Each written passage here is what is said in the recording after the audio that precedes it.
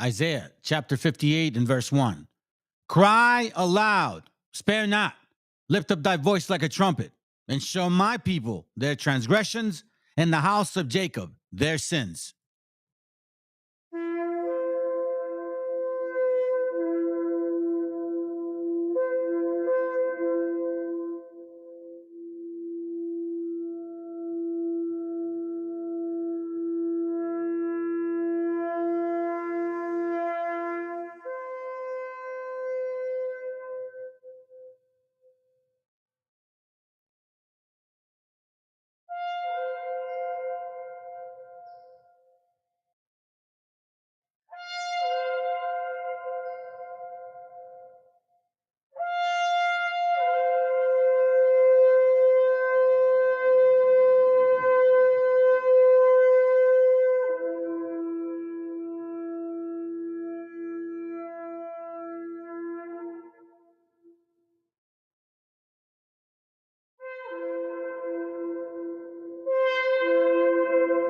Copyright disclaimer.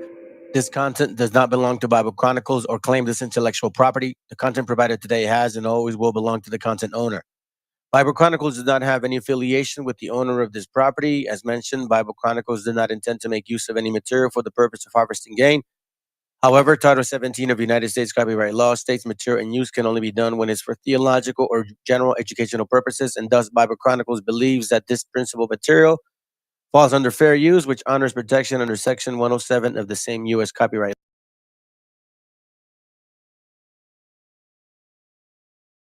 You're going to learn a lot of history in this, and you'll begin to see, if you can stick with me during this study, you're going to look back on the news again and see the elite, and then you'll understand why they do what they do.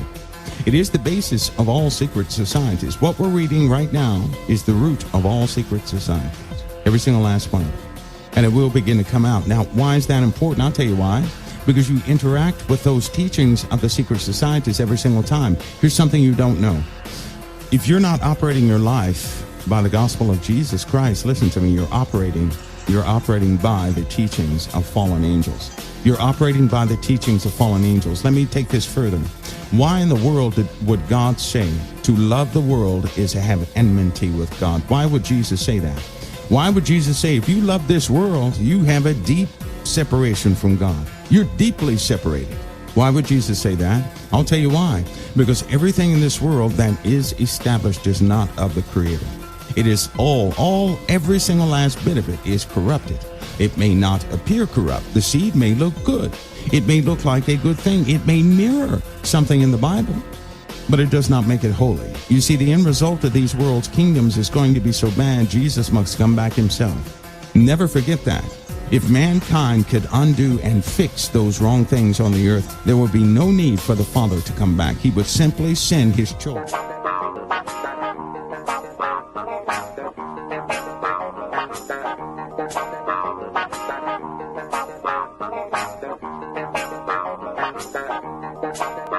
Fellow Americans. Right now, the COVID-19 vaccines are available to millions of Americans.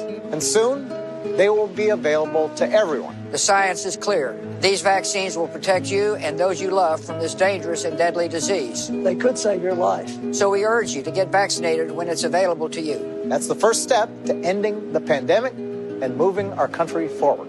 It's up to you. People, keep on learning.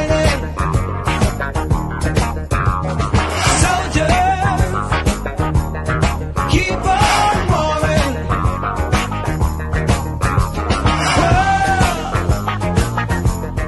Keep on turning. 'Cause the world needs you long.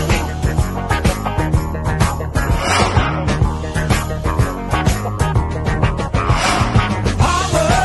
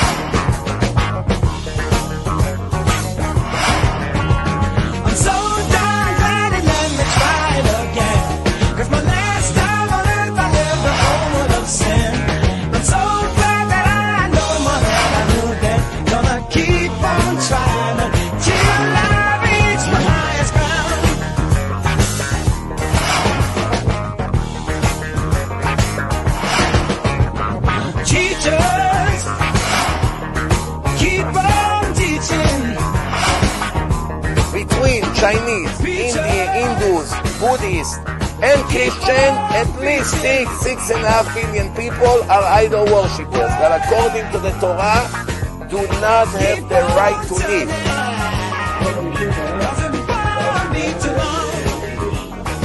But there is such a concept in Jewish laws as any population, and under very, very specific circumstances, according to various rabbinic opinions, it would be seemingly permissible to kill children. Keep on believing.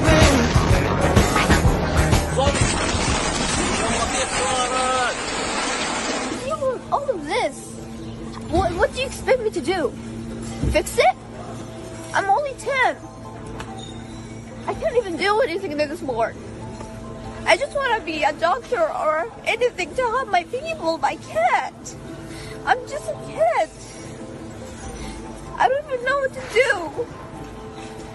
I get scared, but not really that much. I do anything for my people, but I don't know what to do. I'm just 10.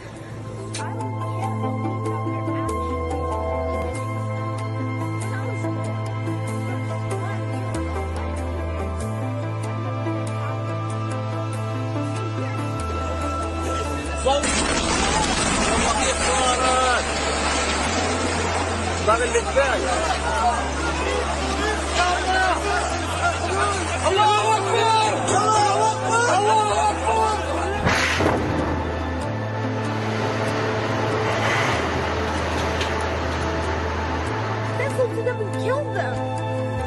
It's not fair. It's not fair.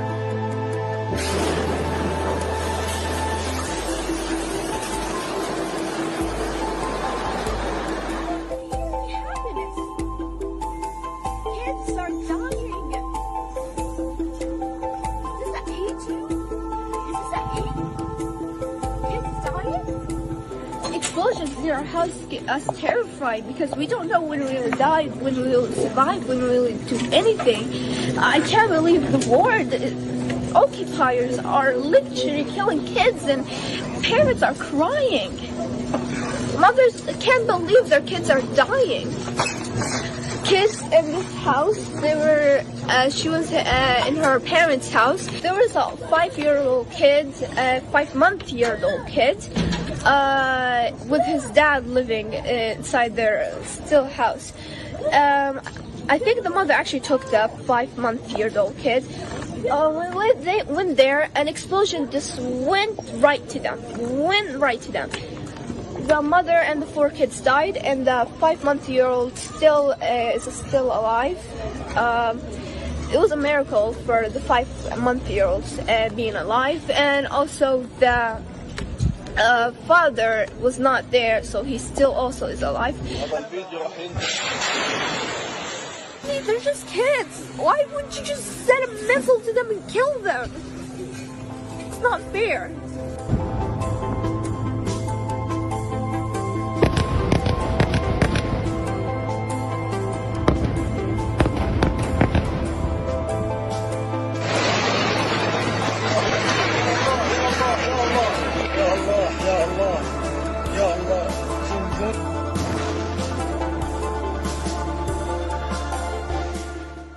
אחד ואחד, כמו שאותו יימח שמו, אותו אחד מייסד הנצרות, אותו אחד מה שקורה איתו למעלה, עכשיו נמוד את הגמרא בביטי נוזל, נמוד שם הגמרא, דנים אותו בצואה רותחת, חבילה של צואה, של פסולת שיוצא מהקיבה של בני האדם, וחתולים וכלבים ואריות ונמרים, רותחת, מבעבעת, שם שמים אותו, שם הוא נענש כרתו רגע.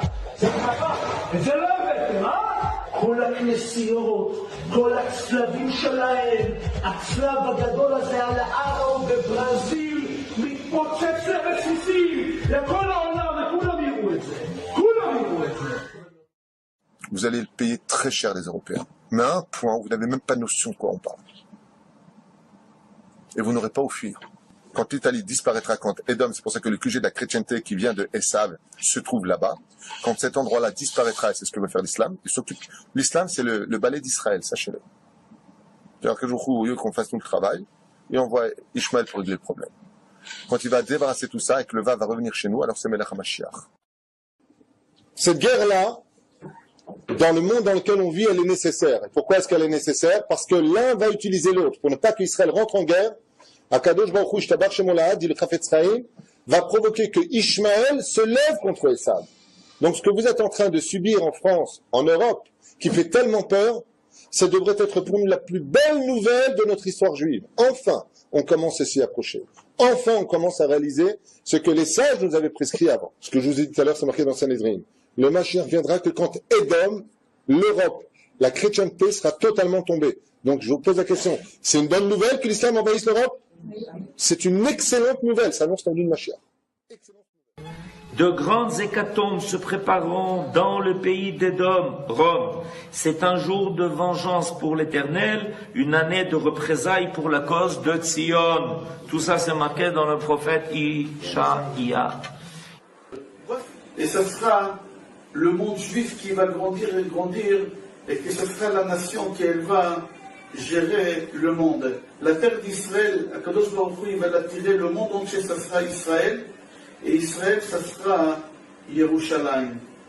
Et la seule personne qui va dominer dans le monde, ce soit Be'ezrat Hashem, avec le Mashiach, cette pierre qui elle va grandir, ce sera le peuple d'Israël. To wipe out from among all the descendants of Esav, descendants of Amalek, male and female, young and old. And that is why Amalek is so terrible, and it has to be totally uprooted. Therefore, God tells us we should erase their memory, and we should eradicate them from the face of the earth.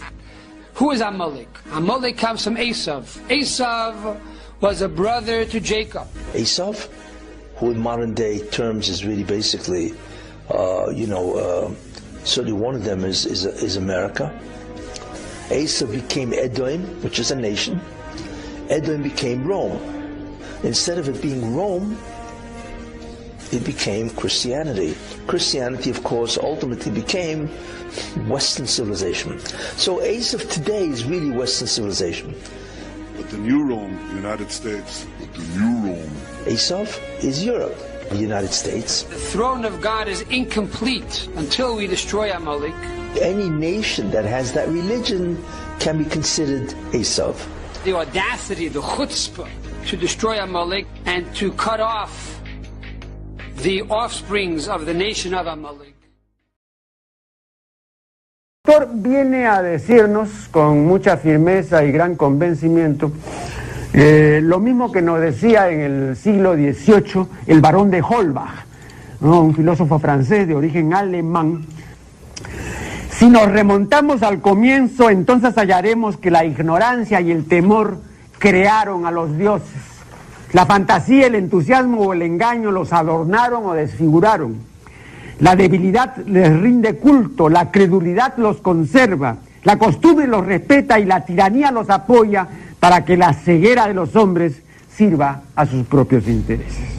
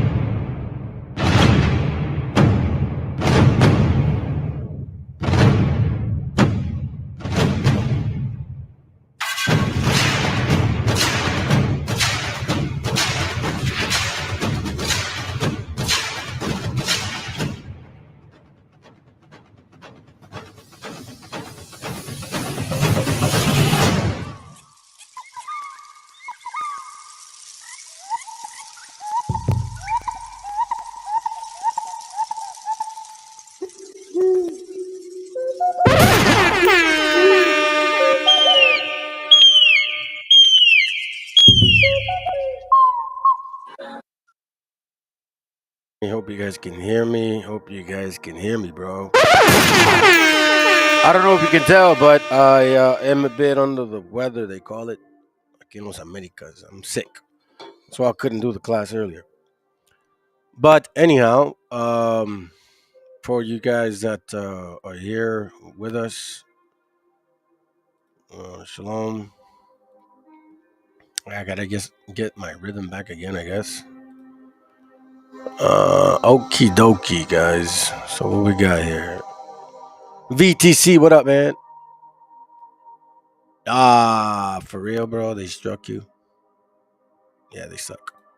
What up, Quam? Al, what's up, bro?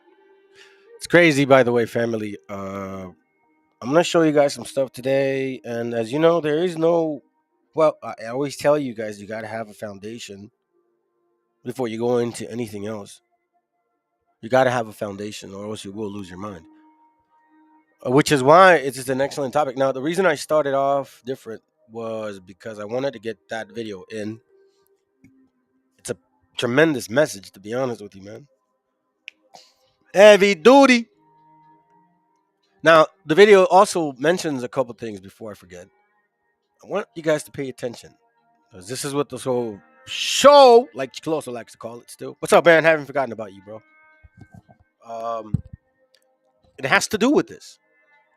You see, in this chant, well, I'll say it like this. Al, if you're there, and you have some good scriptures about this topic. The word respecter, right? So Acts 10 and 34 says, Then Peter opened his mouth and said, Of a truth, I perceive that God is no respecter of persons. That includes your intent behind what you're showing, or whatever it is that you're studying. You should not be a respecter of things. If you really are welcoming this, how can I say it? Oh shit! If you really are welcoming this particular, I don't know, man. I mean, you gotta ask yourselves why are we even doing this? Like seriously, like this right here, this screen right here. You know, what's the point, man? A lot of us pick up this book and we read it and we study it like we think we are. And I say that like to include us all. You know what I'm saying? I'm not trying to be individual light here right now. Or I can speak for myself, but then again, I don't really work that way anymore. I used to. So, you know, I'm starting to perceive that some of us are approaching this in this manner. You know, we're still being somewhat Christians, to be honest with you. And the reason I showed the video earlier is because if you're not rolling this way, you guys are rolling in another realm, you know, another spirit, man. And I mean that because it's like, bro, we're surrounded by demons, to be honest with you guys. That's what I realize now. I mean, the very same demons will pick up this book and tell you that they're correct. For real. And it says it in the scriptures. Matter of fact, before I go there, let me go here real quick. Was it this one? Here it goes right here. 2 Corinthians chapter 11 and verse 14, it says, And no marvel, for Satan himself is transformed into an angel of light. Therefore, it is no great thing. Don't be magnified. Don't be impressed by the people that know the book.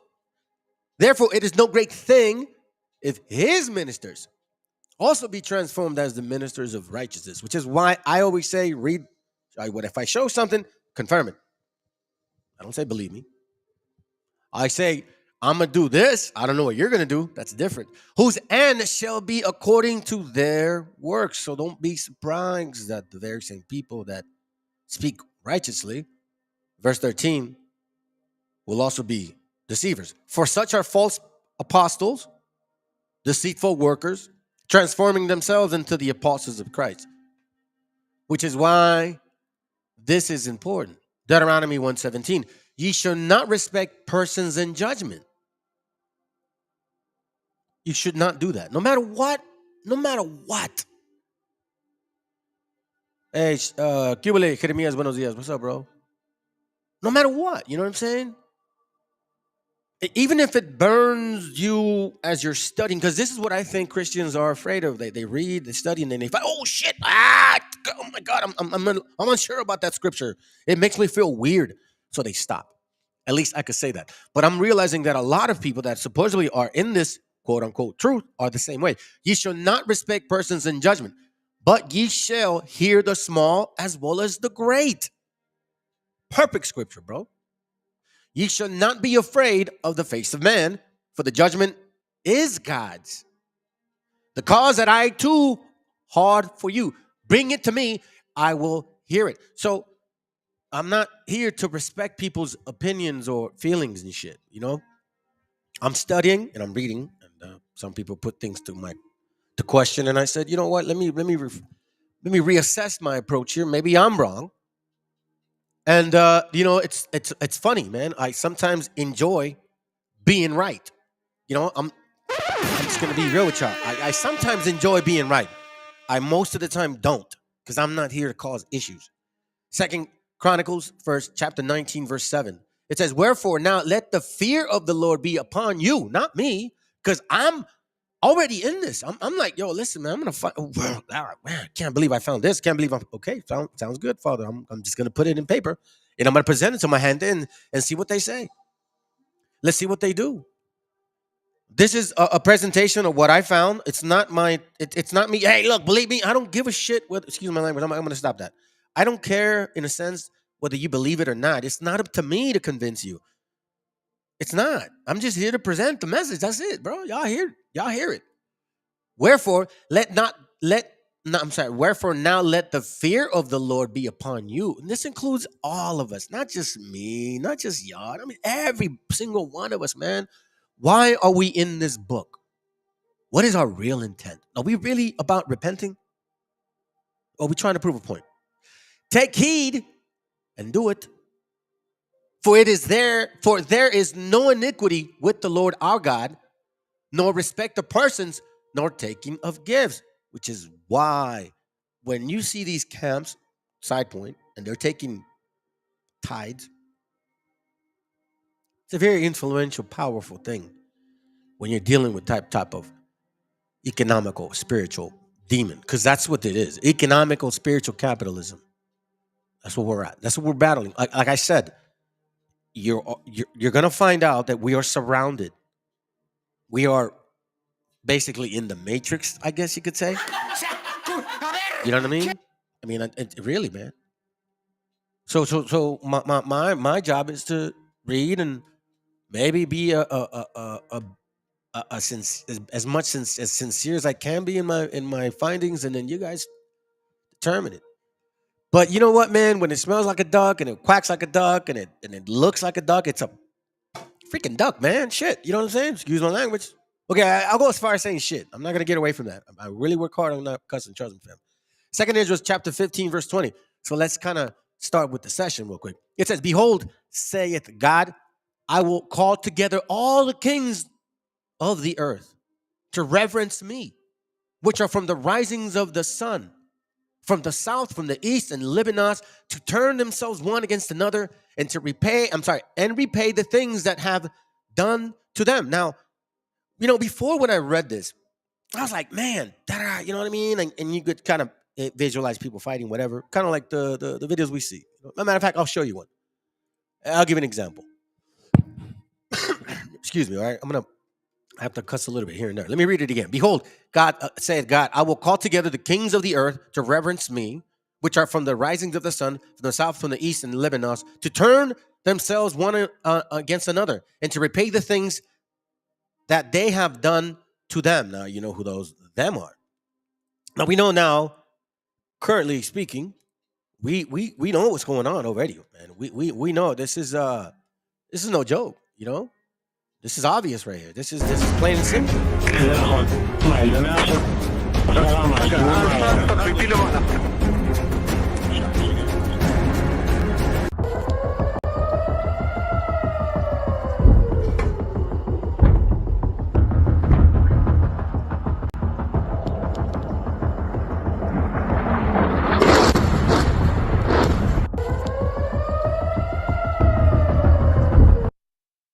So we see this.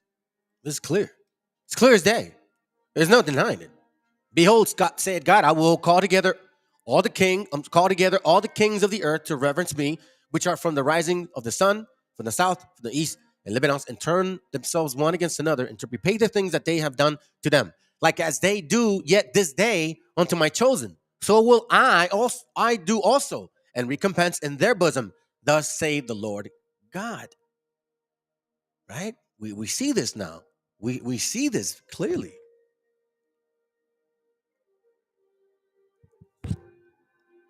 My right hand shall not spare the sinners, and my sword shall not cease over them that shed innocent blood upon the earth. Now we saw the little girl crying. You know what I'm saying? We saw that, man. Like 10 years old, bro. 10 years old. The fire is gone forth from his wrath, and hath consumed the foundations of the earth, and the sinners like straw that is kindled. I don't know if that's really the case. Some people are dying. It looks like innocent people, children, mothers.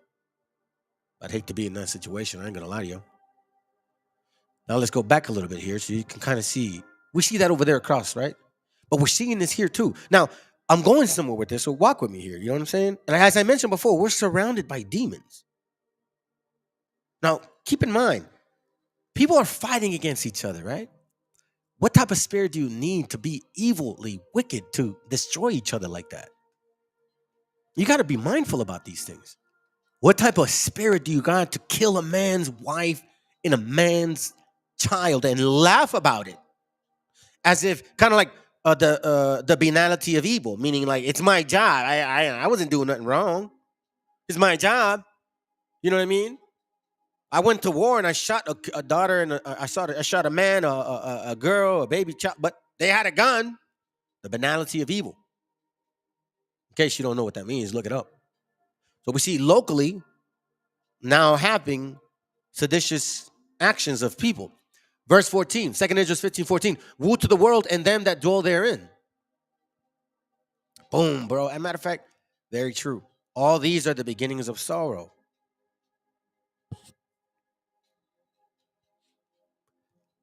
Excellent.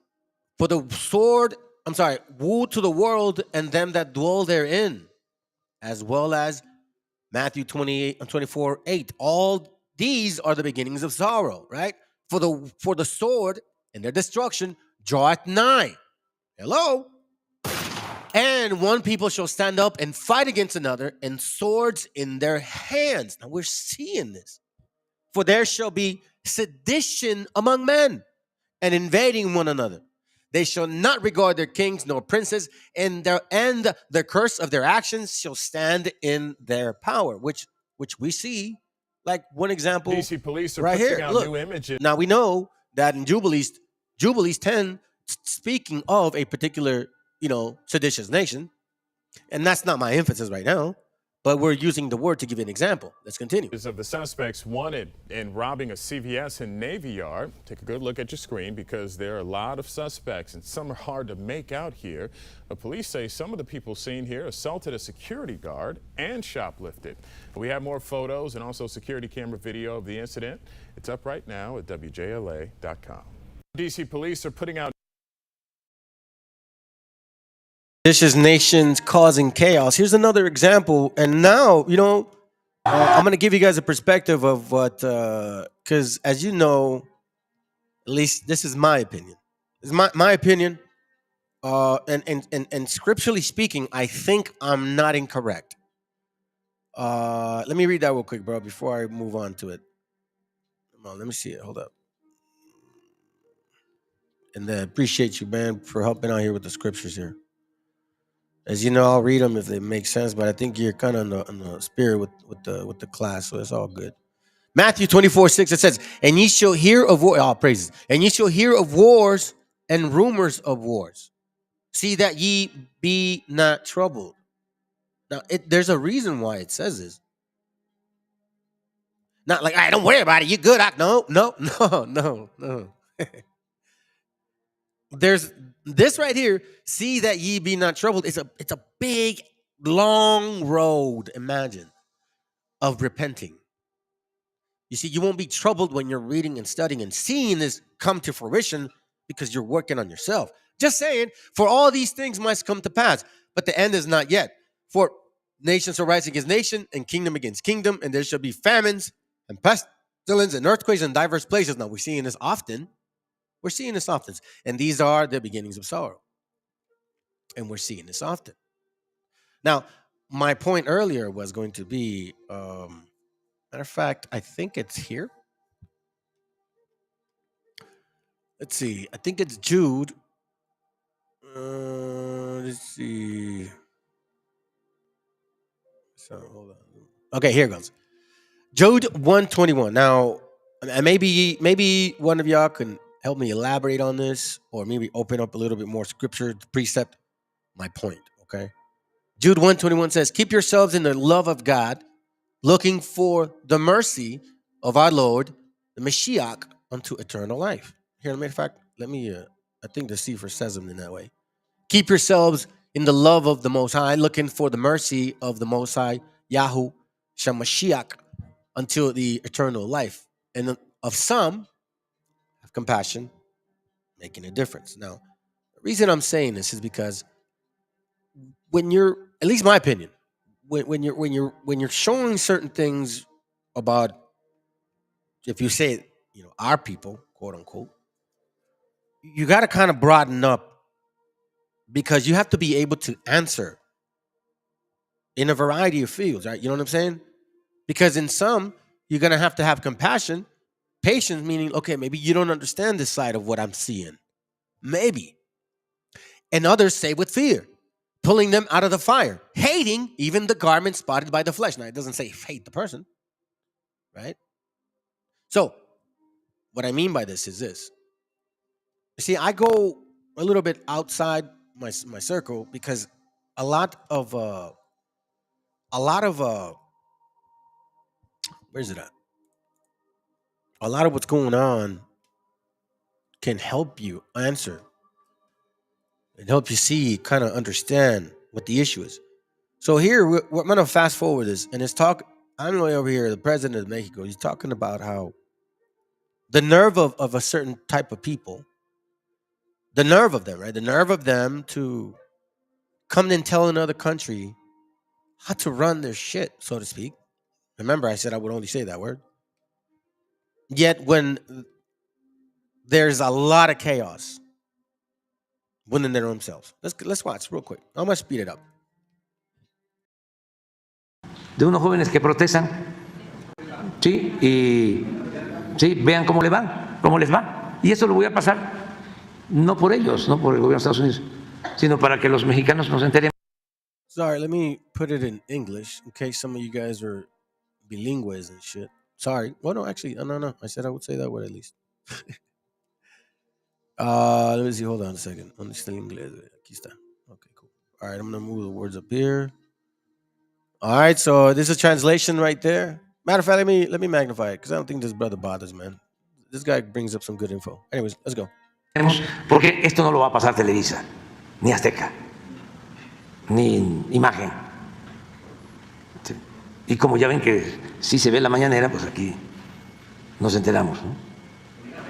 Ah, la prensa, sí. Miren.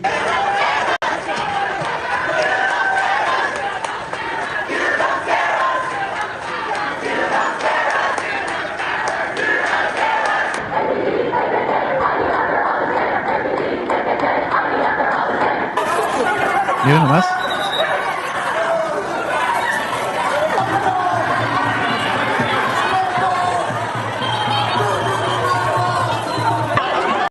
This is how we made our work. This is what others see. And it in their right to say what they got to say. The nerve of you to tell others how to manage. Supposedly, you're a chaotic nation. Well, we're seeing the scriptures come to life right in front of us. You know, I remember somebody said one time, the some people call it rapture, the end, whatever that thing is. The changes do become, or scripturally speaking, if you really think about Like, we're talking about spirituality here, okay? You know what I mean? I'll give an example of what I'm talking about before you guys go and assume that I'm just speaking out of without knowledge, okay?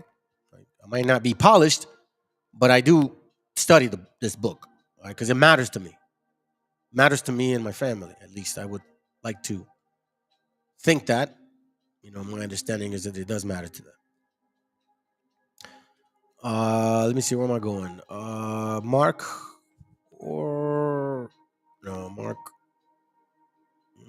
Yeah, here it goes right here.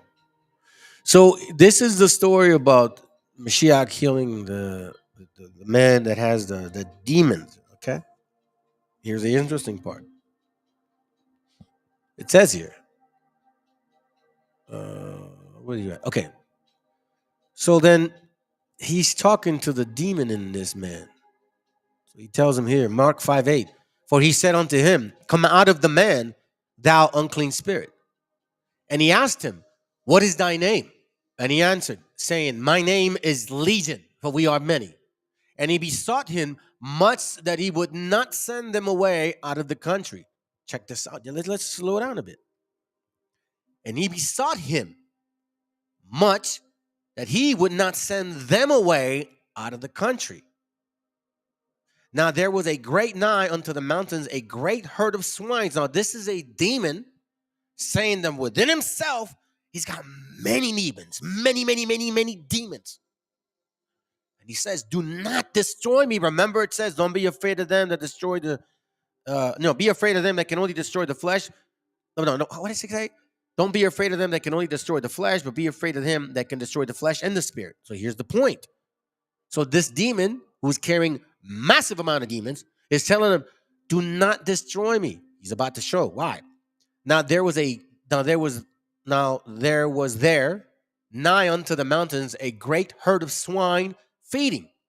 And all the devils besought him, saying, send us, now he switches, into the swine, that we may enter into them.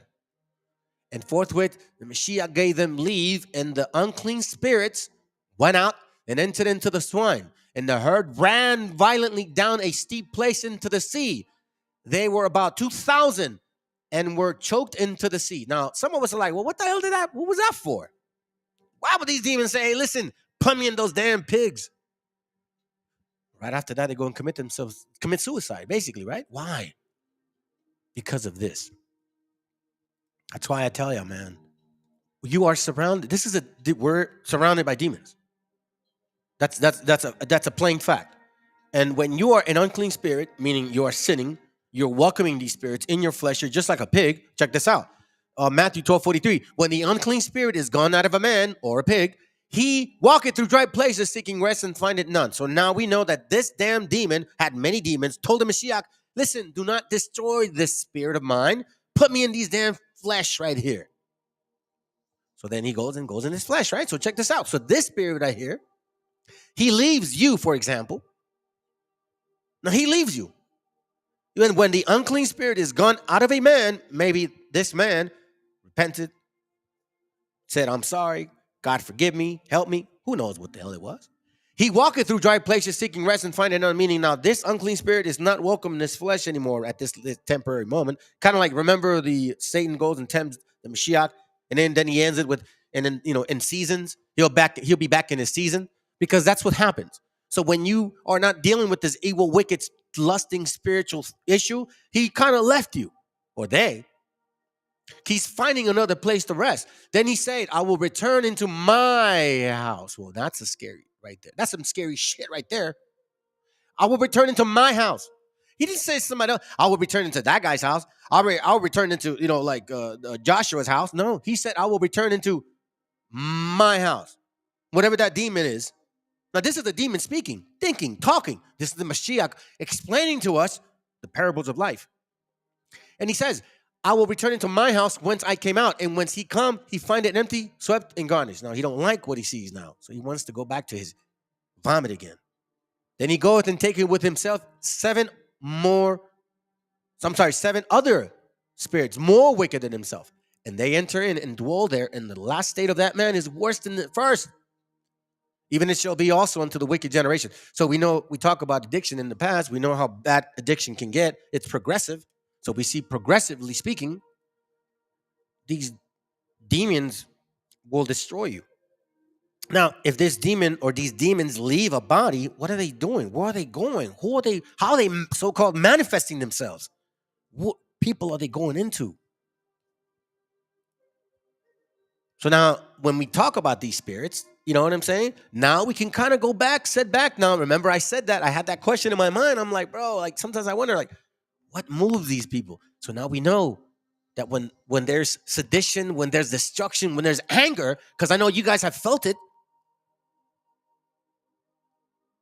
we see it. 2 Ezra 15:16, for there shall be sedition among men, invading one another. They shall not regard their kings nor princes, and the curse of their actions shall stand in their power. A man shall desire to go into a city, and he shall not be able, for because of their pride, and the city shall be troubled. The houses shall be destroyed, and the men shall be afraid. Now we know that these are spirits. Check this.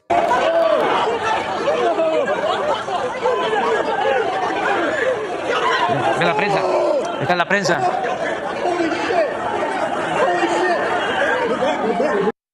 As you guys are seeing people, you guys are seeing people. You guys are seeing people. You guys are seeing how can I say it? What's the word I'm looking for? Oh God, I can't even think straight right now. My head is hurting me. You guys are seeing people. We're seeing people like dealing with each other, pulling their shirts, dragging themselves. Yeah, we see it in the flesh, but then you don't really see. I'm looking at the spiritual side. I'm like, bro, anger is moving them, man. Anger is destroying them. Because you know what? I was feeling it. So I'm speaking from experience. Like I was feeling these demons.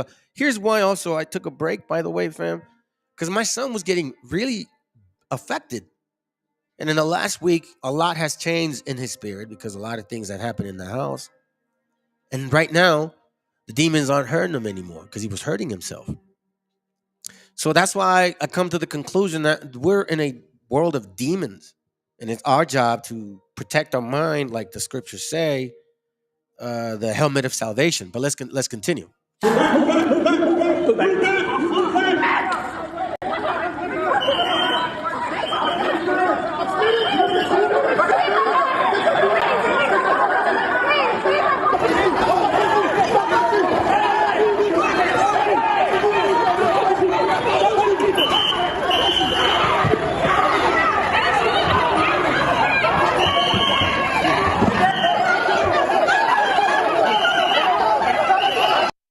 You can just feel that anger, man. You can sense that anger,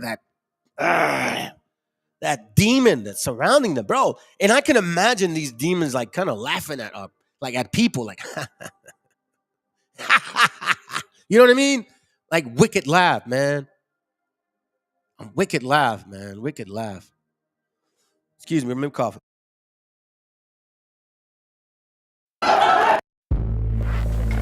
Even if you live in a bubble, you can't stop workplace accidents.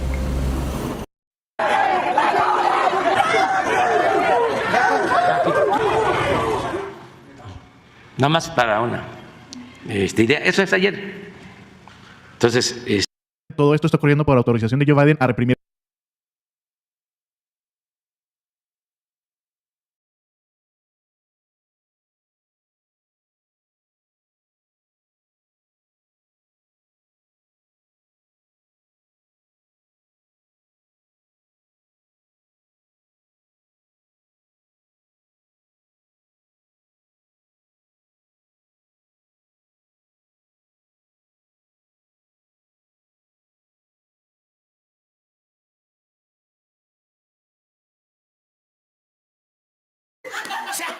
A ver,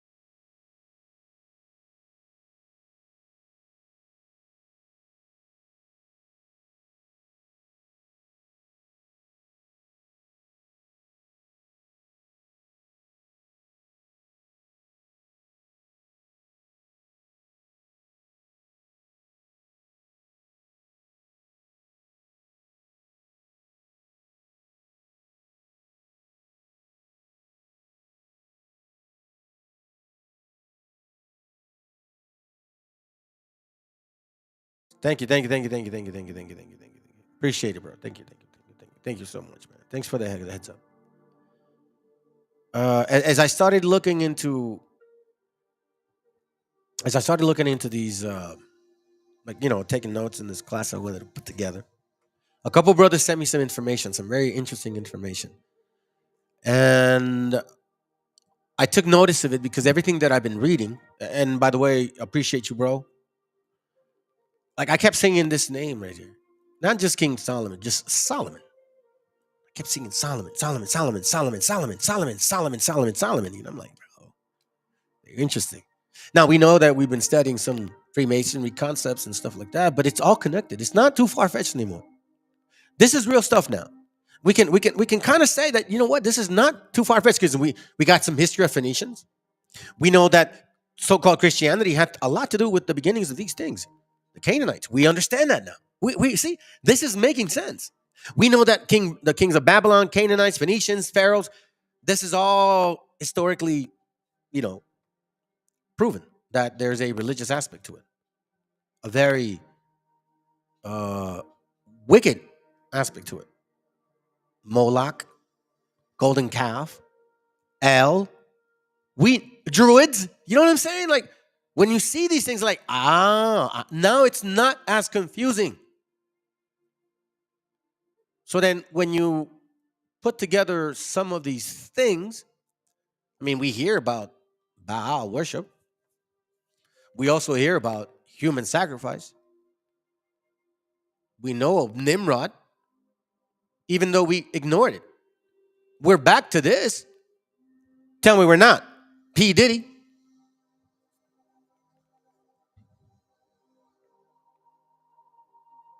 I mean, it's shit. Some people bugged out by studying this right here. Yeah, some people bugged out. That's what I say. You can't look if you're not rooted and you're doing drugs, thinking that that's where the spirituality is. You're gonna get lost in the sauce. I want to point something out real quick since we're on this topic. Check this out. 1, 2, 3, 4, 5, 6, 7, 8, 9, 10, 11, 12, 13. Okay.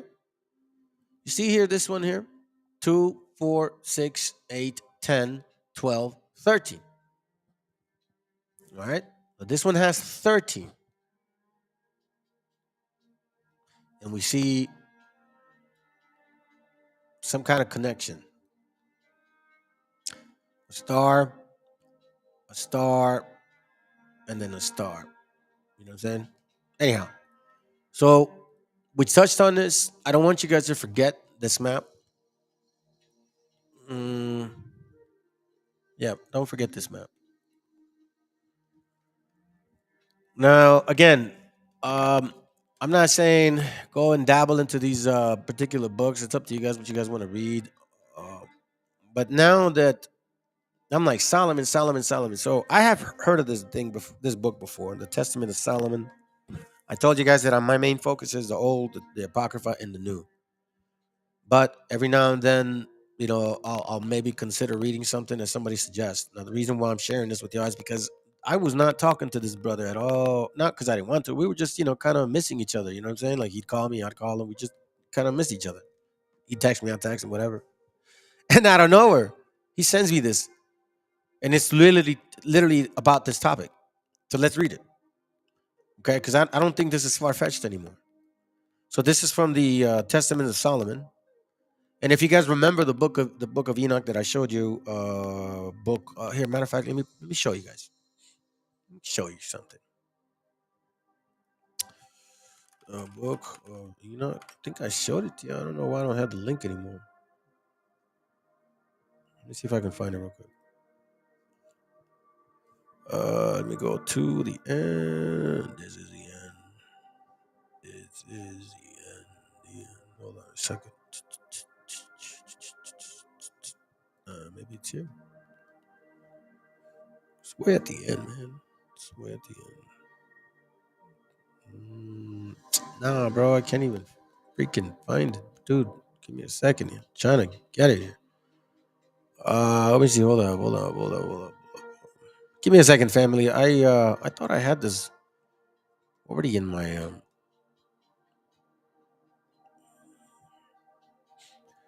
yeah, I know it's in this chapter, man. Come on, bro. Why are you doing this? Okay, here we go. Here we go. Let me just do this. I'll go back. The book of Enoch. Okay, here goes the book of Enoch. Oh, it's gonna put me there. Okay, so fine. I'll go here. I don't know my. Give me a second, man. I don't know my Roman numbers. What is that? Number 104. All right, cool. So then let me go back. So if that's 104, 3, 2. There it goes. Let's see. What a nerd. You know what? Let me just say it. All right, my apologies. I don't want to lag on this, but in Enoch it talks about how he's going to open up the books of joy. He's going to guide you guys. Da da da da da da. You know, I'll bring it up another day, but that's not here or there right now. Let me just read this. All right. So it says here. Now remember, we're talking about demons. We're talking about surrounding. We're talking about what we're dealing with now. Let's kind of go beyond this fleshly stuff that we see. We're seeing like anger, hatred, even between us, right? But what's moving us? Check this out. Again, it's called the Testament of Solomon, and this is number 14. It says, "And when I saw the prince of demons, I glorified the Lord, maker of heaven and earth. And I said, Blessed art thou, Lord God Almighty." Now, this is Solomon speaking to the Most High. So this is so far what I'm getting, okay? "Who has given to Solomon thy servant wisdom, the assessor of wise, and has subjected unto me all the powers of he that all unto me all the power of he devil. And I questioned him." No, I guess it's not. "And who art thou?" The demon replied. I'm sorry, this is the demon. "I am Beelzebub, the exart of the demons. And all the demons have their chief seat close to me." So this is Beelzebub talking about the power that he has over people. Over the demons. "And it is who makes manifest the apparitions of each demon. And he promised to bring me in bounds all the unclean spirits, and again glorified God of heaven and earth, as I do always give him thanks." So now, he's speaking again. Let me not lose you guys. "I then asked of the demon if there were females among them." So here's the interesting part. Here's where it gets interesting. "And when he told me that there were, I said that I desired to see them. So Beelzebul went off at high speed, brought unto me Onesculus, that had a very pretty shape, and the skin of a fair-hued woman," meaning a dark-skinned woman. "And she tossed her head. And when she was come, I said to her, Tell me, who art thou? But she said to me, I am called Onasculus, a spirit of wrath. Saptai Saturn." Do not forget this. Sabbath, Saptai, Shabbat, Saturn.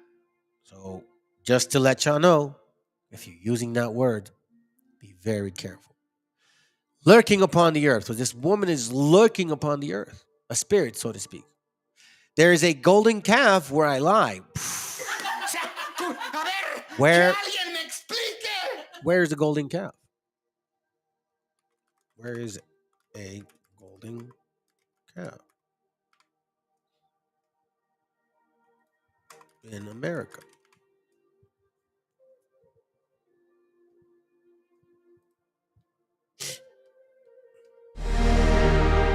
Golden calf.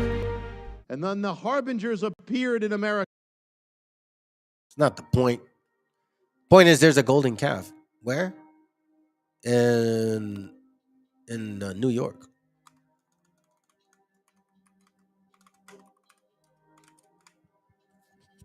Steve? Golden calf in New York City. Look at the parades.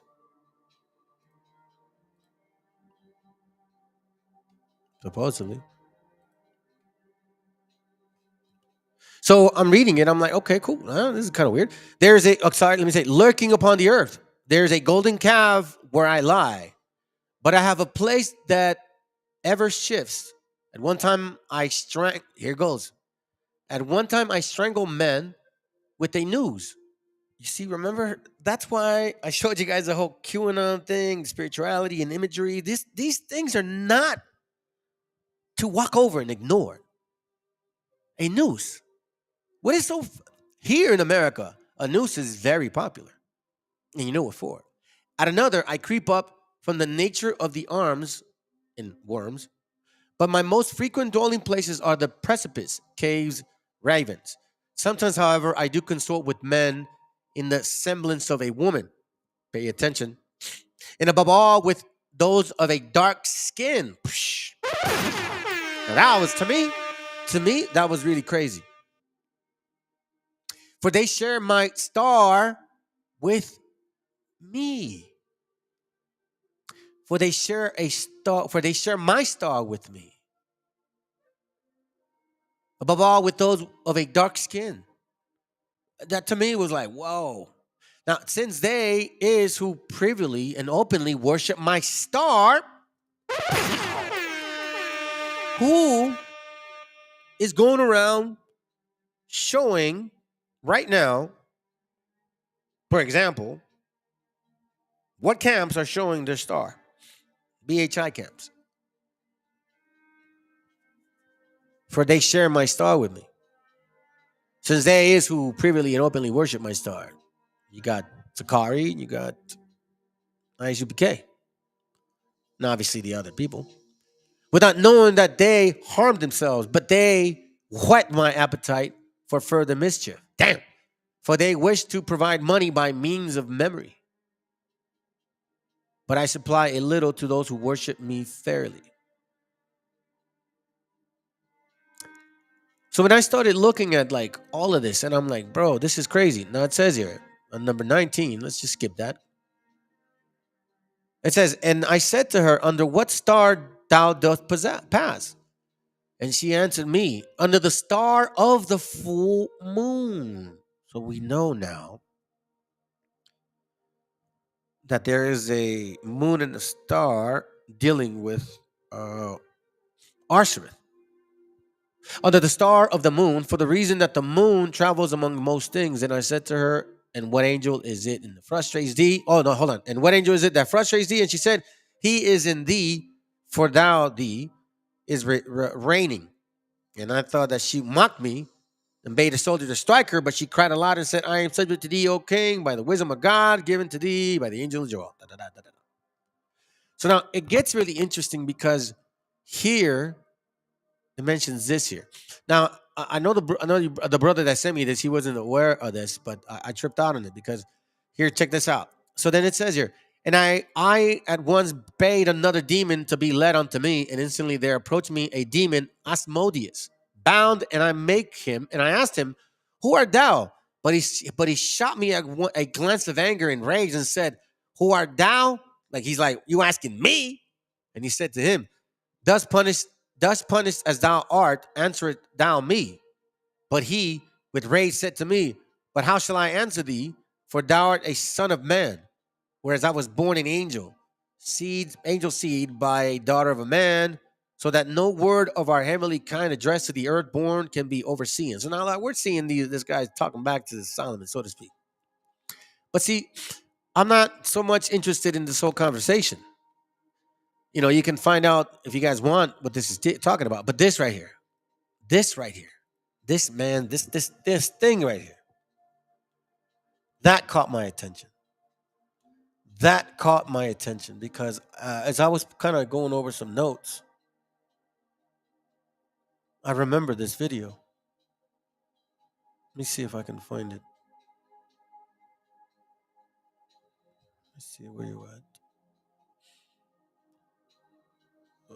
Maybe I'm going to use it this way. Give me a second. Let me see if I can get it this way. The video, man. Hold on. Let me see. Named George Adamski. Adamski papers, they were all published, and one of them. Hold on. Touch point. No, that's not it. Maybe this one. Knew about exotic craft, Let me see. I'm trying to look for a video that this this guy did. And I think it's this one. The second sort of famous episode is that of Billy Meyer. There it goes right here. That's it. This is it. Okay, hold on.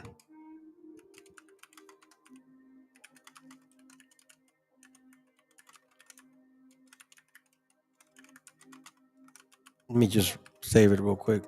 All right, so check this out. We read that name, right? We read it. We read it. So this is what was. I was like, wow, this is a trip. This is a trip. Come on, man, save it, dude.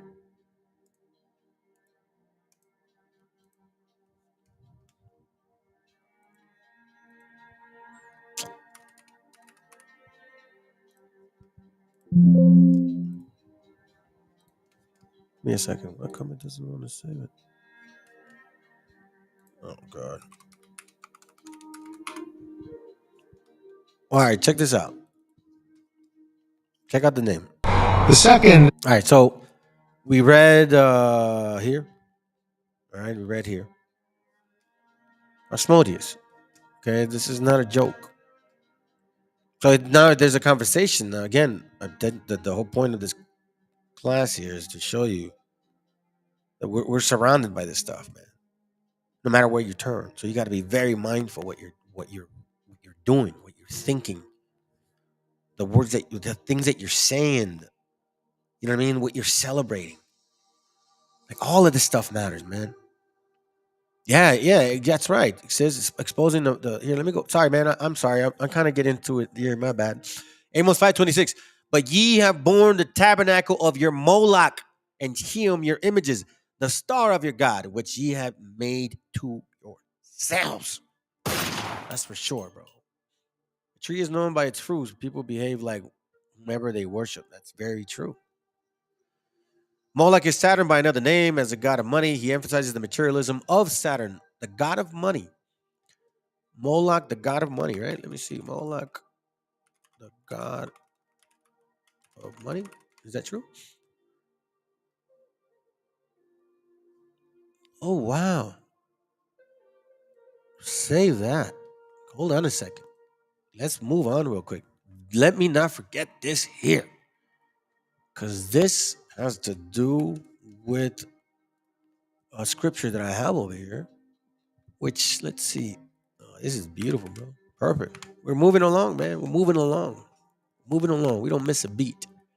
Don't miss a beat. All right, here we go. Here's the video. So let me finish. As a god of money, he emphasizes the materialism of Saturn. More grotesquely, he is known as the god who demanded child sacrifice consumed by a furnace insatiably. Now, it's very true when you're talking about what this guy is asking for. So let's watch this real quick. This is a trip. Watch this. Sort of famous episode is that of Billy Meyer. This actually happened in Switzerland, but it's gotten a lot of traffic in the wider UFO community and over here as well, because Meyer was the guy whose pictures, again, alleged pictures of alien craft, wound up on the cover of National Enquirer and other things like that. And they looked really spectacular. It's kind of a case of that looks too good to be true. Meyer was supposedly contacted by a female alien, of who, of course, was good looking. And her name was Semyaza, S-E-M-J-A-S-E. That is strikingly close to the Shemyaza with a Y, or the Shemkaza of First Enoch, who is a demon. See? You see what I mean? Now you see what I'm saying. He, in Shemyaza, is in Enoch as well. And then when you go up and you look at what this demon does, Beelzebub, how he controls other demons, and he has, hey, do you have other demons that are women? Yeah. So it says here in 16. I asked of the demons if there were females among them, and he told me that there were. I said that I desired to see them. So Beelzebub went off at high speed and brought unto me Onusculus. No, at high speed, that's like that Marvel comic shit, man. You know what I'm saying? Be careful. And brought unto me Onusculus that had a very pretty shape the skin of a fair-hued woman, and she tossed her head. I don't know what that means. So it just gets very, very interestingly tricky. Because the deeper you go into these things, the more it starts to make sense. So now, let me show you this real quick. This is from a book called The Gods of... The Return of the Gods. Okay? We're going to go to page 61 real quick. It's called The Return of the Gods. The New York Times best-selling author. Interesting book. Let's go skip all this here real quick. So on page 61, based on this here, okay? Chapter 12, it says, the molten beast. Baal was a good... Oh, hold on. Let me make it big. Check this out. Let's read. Baal was the god of prosperity. You see what I mean? You were right, bro. You were 100% correct. The god of prosperity. As the Lord of rains and fertility, he represented increase, gain, and profit. You know, the whole prosperity, Christian prosperity teaching, like that dude, Joel Osteen, that's what he's teaching you. So that's why when the initial video said, listen, man, family, I'm telling you, man, it's like 2 Israel 7 says, water on the left side, fire on the other, man. It's like, you just need to be very careful. This is no time to play no more. Because there's a lot of people that are going to mislead you. The belief that he could bring fruitfulness to one's field and vineyard was among the strongest of his appeal and weapons in his battle against the God of Israel. Woo! Damn. American Idols. The lure of Baal had always been a present danger in American culture. For any nation so blessed with material prosperity as was America, there would always be the risk that its prosperity would become an idol, that it would turn the God of increase and gain. That's always what it's been. But with America's departure from God in the late 20th century, the spirit of Baal became ascendant. Well, no, it's always had it. Look back at 1776, dummies. Unlike the ancient apostasy, the spirit would not be centered on the fruit and yields of the earth, but on their modern equivalents. Let me skip that. The spirit of Baal could not be contained in the halls of business. It was everywhere. America pursued money, served money, were driven by money, and worshiped money as much as the ancients had worshipped their idols.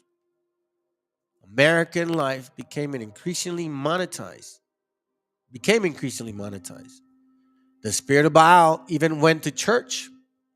As in ancient times when Baal worship was added to the worship of God, so now the doctrines of Baal, the pursuit of material prosperity, personal gain, and success above all things, invaded the sanctuary. So what could have been a protection antidote against the invasion was compromised.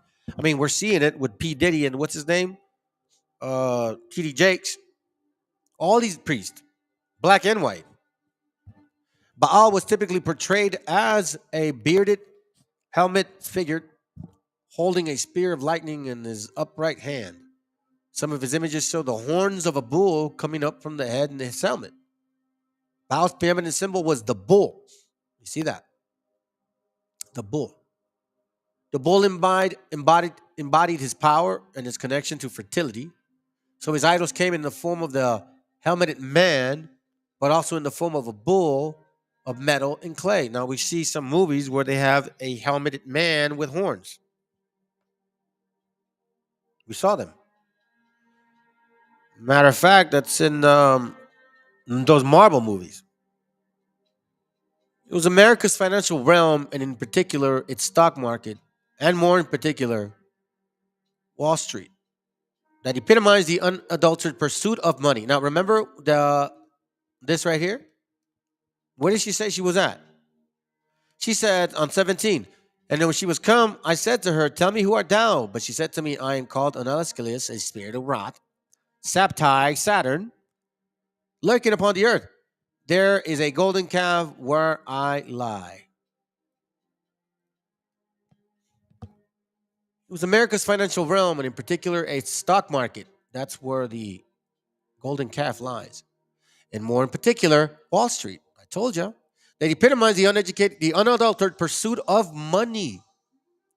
It was there that the spirit of Baal, as it related to the nation's yield and prosperity, most clearly manifested.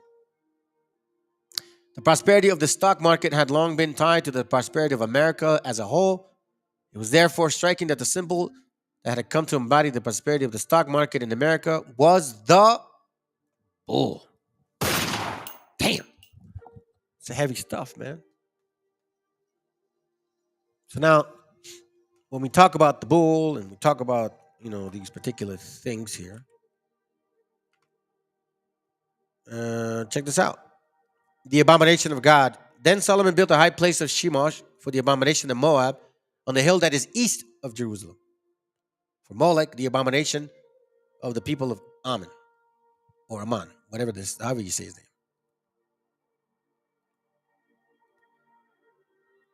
Eastern religions.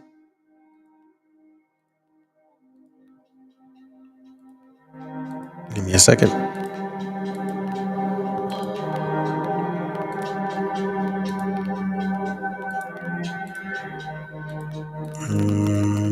I'll find it later. I want to show you something. Interesting video.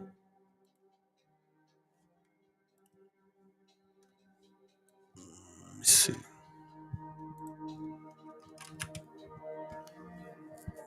Check this out. But while the north is an excluded territory, the east is the place of light and is to be revered. Mr. Hutchins tells his readers why that is so. Quote, the east, the source of light and thus knowledge, unquote. Albert Mackey quotes Etienne Francois Bazat, a French Masonic writer, in his encyclopedia. Quote, the veneration which the Masons have for the East bears a relation to the primitive religion whose first degeneration was sun worship, unquote. Rex Hutchins then tells his readers that the Masons deploy lights around the lodge room during the initiation ceremony for the 25th degree, called the Night of the Sun, and he writes, quote, the ceiling should be decorated to represent the heavens with the moon, the principal planets and the constellations Taurus and Orion. A single powerful light, a great globe of glass representing the sun, is in the south. In a physical sense, the greater light comes from the sun, and the transparencies provide lesser light. Symbolically, the sun, or great light, is the truth, and the lesser lights are man's symbolic representation of truth, unquote. Mr. Mackey further discusses this rite of circumambulation, as he calls it, in his encyclopedia. He says that the rite, quote, exists in Freemasonry. The people always walked 3 times round the altar while singing a sacred hymn. In making this procession, great care was taken to move in imitation of the course of the sun, unquote. He then assisted the reader with understanding this practice in the Masonic temples. Quote, this rite of circumambulation undoubtedly refers to the doctrine of sun worship, unquote. However, in another of the books that he wrote, Mr. Mackey directly states that the rite is connected to sun worship. This is what he wrote in a book entitled Manual of the Lodge. Quote, the circumambulation among the pagan nations referred to the great doctrines of Sabaism or sun worship, unquote.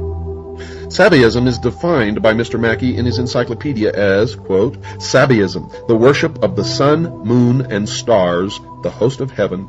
It was practiced in Persia, Chaldea, India, and other Oriental countries at an early period in the world's history, unquote.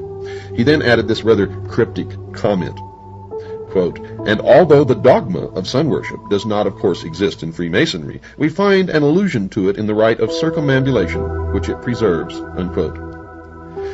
Now one can understand what Mr. Mackey meant by that comment. The Masons do not worship the sun. They worship the sun, with a capital S.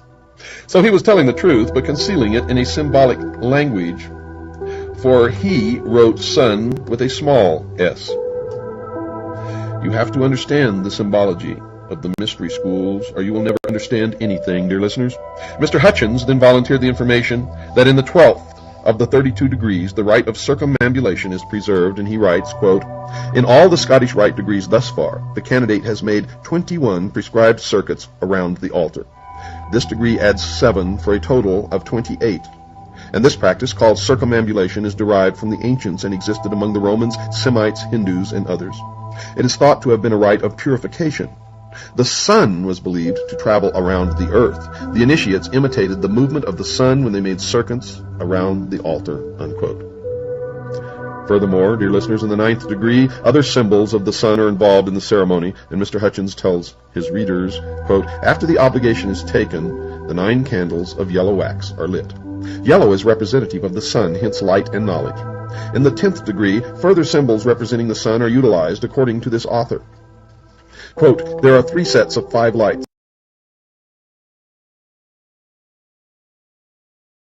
And it gets even more interesting.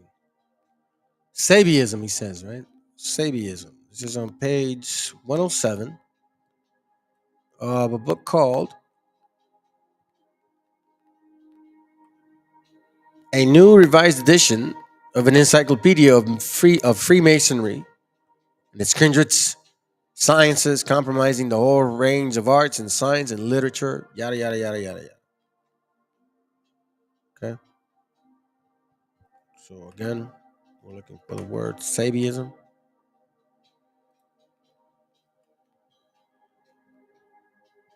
Sabiism, right? See it right there a few times. Fire worship in one case. Let's just kind of read it real quick and kind of see what this means. Sabiism, or the worship of the stars, was one of the earliest deviations from the true system of religion. You see, one of the earliest deviations. But we see now that people started deviating from the true knowledge and understanding of the Most High. Now, scripturally speaking, I think we were being told not to do this, right? Didn't he say it, I think, in Deuteronomy 17? Yeah, I'm going to touch it soon. I do have it written down. So let's read. Sabiism, or the worship of the stars, was one of the earliest deviations from the true system of religion. So again, if you're, look, whatever star you got, man, you got to really wonder, like, what the hell are you doing? You got stars associated with Beelzebub, which is associated with Canaanites, which is associated with Baal. You tell me, you still want to be represented by a star, whether it's 5 or 6 or 7 or 8? Star is a star, regardless of how you see it. Sabiism, the worship of the stars, was one of the earliest deviations from the true system of religion. One of its causes was the universally established doctrine among the idolatrous nations of antiquity that each star was animated by the soul of a hero god who had once dwelt incarnate upon earth. Hence, in the hieroglyphical system, the star denoted a god. To this signification, allusions is made by the prophet Amos. Here he goes. Hello. When he says to the Israelites while reproaching them for the idolatrous habits, but ye have borne the tabernacle of your Moloch, the Cheam, your images, the star of your God, which ye made to yourselves. This idolatry was early learned by the Israelites from their Egyptian taskmasters, and so unwilling they were to abandon it that Moses found it necessary strictly to forbid the worship of anything that is in heaven above. Deuteronomy 17, might as well just go with it now. You know what I'm saying? I mean, might as well just go with it and read it. You know, apparently we need to educate ourselves once more. Apparently we do. Deuteronomy 17:2, if there be among you within any of the gates with the Lord thy God, here, let me just read it in a simple form. Suppose that you hear that in one of your towns some man or woman have sinned against the Lord and broken his covenant by worshiping and serving other gods, or the sun, or the moon, or the stars. This idolatry was early learned by the Israelites. We know this now. Moses found it necessary strictly to forbid the worship of anything that is in the heaven above. Notwithstanding which we find the Jews repeatedly committing the sin which had been so expressly forbidden. Saturn, remember Sabtai, Saturn, remember I told you guys that, was the star to whose worship they were more particularly addicted under the names of Moloch and Cheam, already mentioned in the passage quoted from Amos. So again, when you're saying you're celebrating Sabbath, you're celebrating Shabbat, you're you know what I mean? Like that's what you're celebrating. You're saying Saturn. I don't know if you guys are thinking this. everything matters. The planet Saturn was worshipped under the name of Moloch, Milcom by the Ammonites, the Canaanites, the Phoenicians, then the Carthaginians, and under that of the Chium by the Israelites in the desert. Oh, I got you, sis. Don't worry, I got you. That's in here. That's in here too.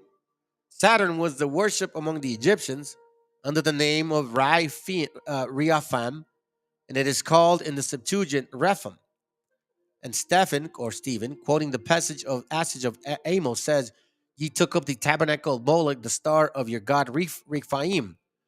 Acts 7, right? I think your brother had showed it. It's Acts 7:43. We see it right here. That's why I didn't read it, bro, because I saw it coming. You know, hey, I play chess, man. I play chess, bro. You know what I'm saying?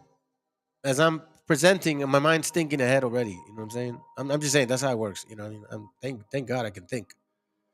So now we see this Sabiism it is real. So now check this out.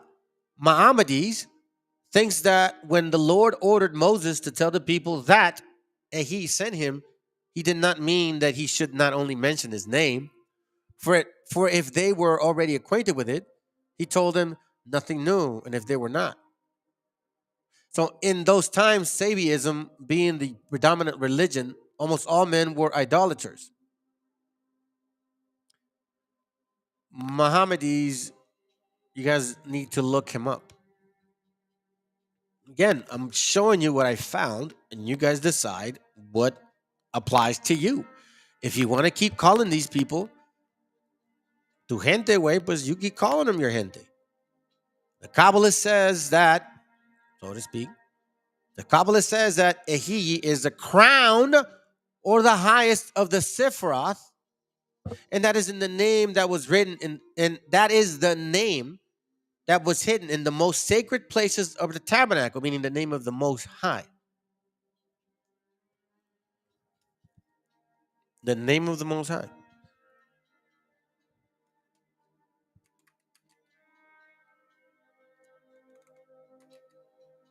Show you. Let me show you again. That right there. That is a Sifroth. You don't want to know? Sifroth. Watch. See? That is a Sifroth. This is a Sifroth.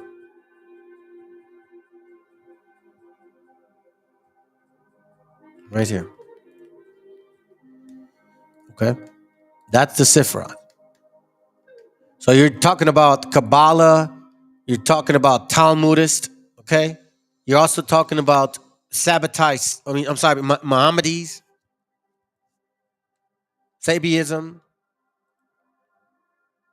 fire worship. Fire worship, of all the ancient religions, fire worship was one of the earliest next to Sabiism. And even of it, this seems only to have been a development. As was the Sabiist, the sun was deemed the universal fire. Darius. You know what that is. Sabiism again. Check this out. It's gonna connect that a little bit. As to those who seek for the astronomical interpretation of the legend in which the annual changes of the sun are symbolized, while the ingenuity with which they press their argument cannot be but be admired, it is evident that by such an interpretation, they yield all that masonry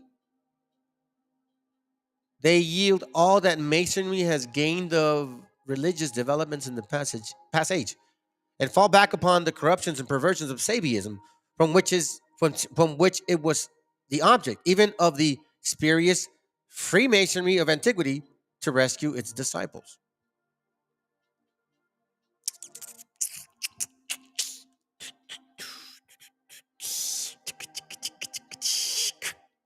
Now, the reason why it gets even more interesting is because we're just getting started.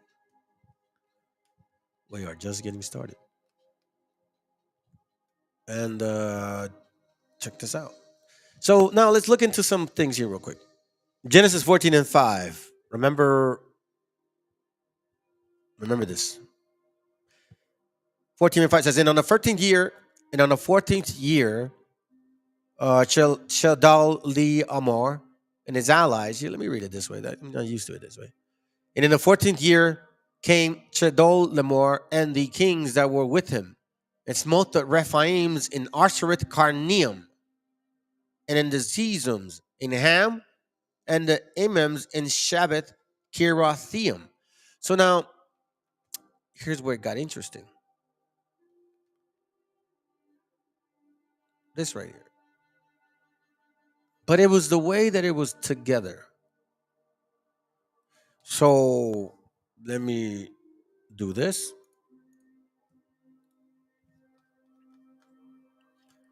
Let's go to Genesis 14, 5. And I'm going to point this out to you. It's a trip. So we have Ashtoreth, right? We know the concordance. Let's listen to it real quick. Strong's H 6255. Ashtaroth Karnaim.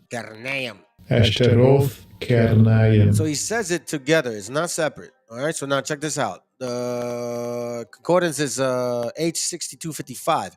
So Asteroid Karnaim, Astaroth of the two horns or peaks. I'm like, oh.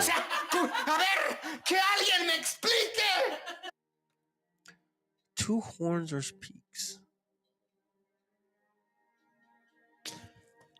That reminded me of something a brother has sent to me. I think I still may have it. Give me a second, family. The brother sent this to me, and I forgot to add it, and I just remembered. And the reason why I wanted to include it was because it was a song. And I didn't think that. I mean, you know, I thought it was. I just like it connected to what I was actually reading. Let me see if I can find it. My brother sent it over to me. Give me a second. Hold on. Bear with me, family. This is interesting because when I read this, and I might have lost it to be honest. But it was a song. Let me see. No, it's not it. It was a song. Man, maybe I won't get it. Well, it was a song, and in this song, it was in their language, and it had the star. It had two peaks. Oh man, God, I wish I would have not lost that link. I think it would have really. I don't know what. Let me see. Maybe I do have. Hold on. Let me go back here. I'm not gonna get obsessed about it either. If I can't find it, I can't find it. You know what I'm saying? Just gonna move on. But I think it's in here. Okay. Let's see. Maybe it is. Maybe it isn't. And if it's not, I'm just gonna simply move on. So give me a second. Where are you? I'm gonna put it in this link. No.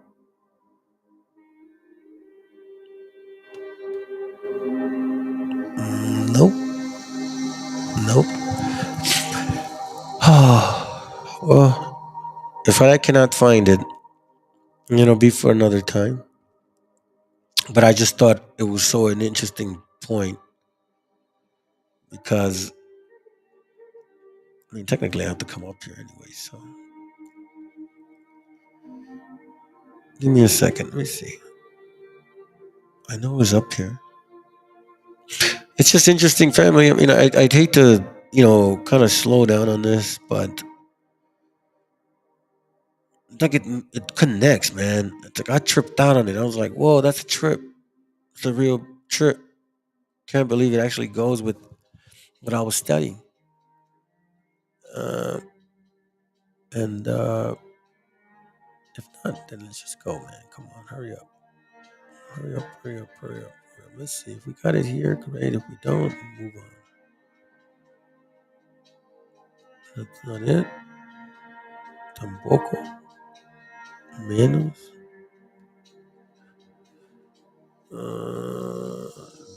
Is this it? No. No. That's the Odyssey one.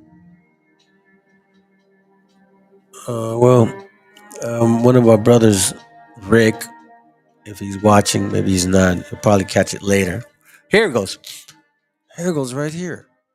So check this out. I'm so thank you, Father. Oh man, I'm so thankful I found it.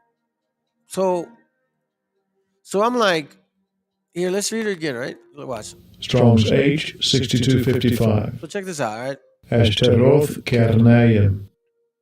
Ashtaroth Karnaim. That's the Roth Karnaim. Now, it's not just Astaroth, it's Ashtaroth Karnaim. And it says Ashtaroth of the two horns or peaks.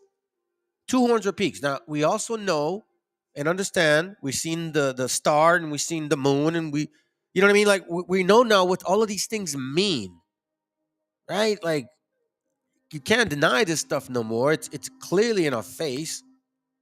So look, it says Ashtaroth, the pronunciation, right? Now this is just Strong's H just 6252.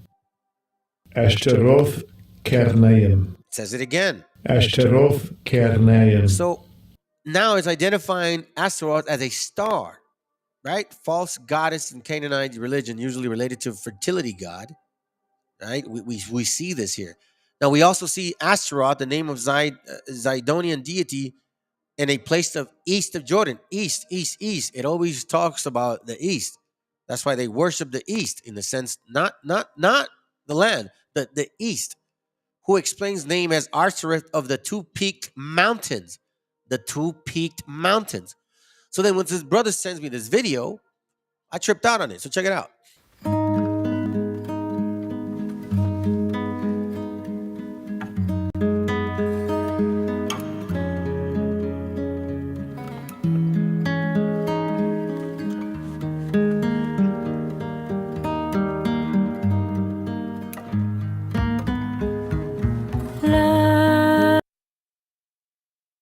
Let me kind of read it to you guys. It says, go after her, right? Let me, hold on.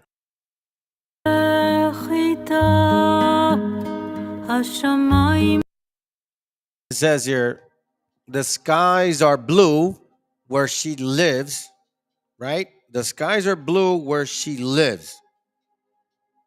I'm like, okay. Where is this going? The skies are blue where she lives.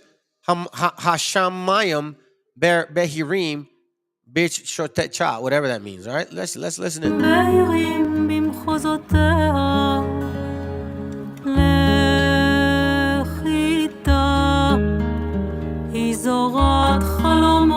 Again, it's saying she plants dreams in her fertile lands. Now we're talking about a fertility god, right? I mean, unless I'm wrong, my understanding is that from what we've been reading, that there's such a thing as a fertility god, and it relates to Ashtoreth, the goddess of the Canaanites. Give me a second.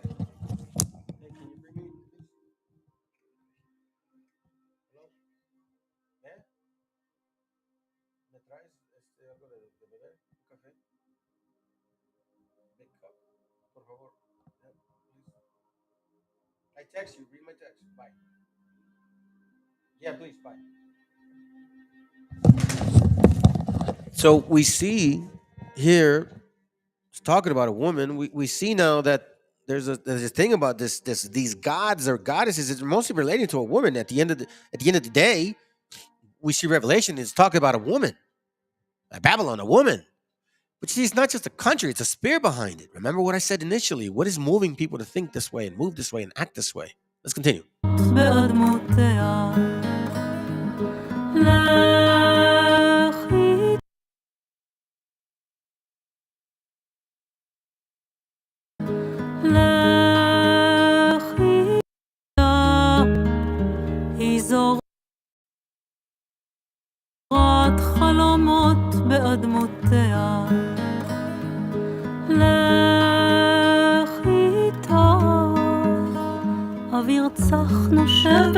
So now it says fresh air blows at the windows of the soul. All right, whatever that means.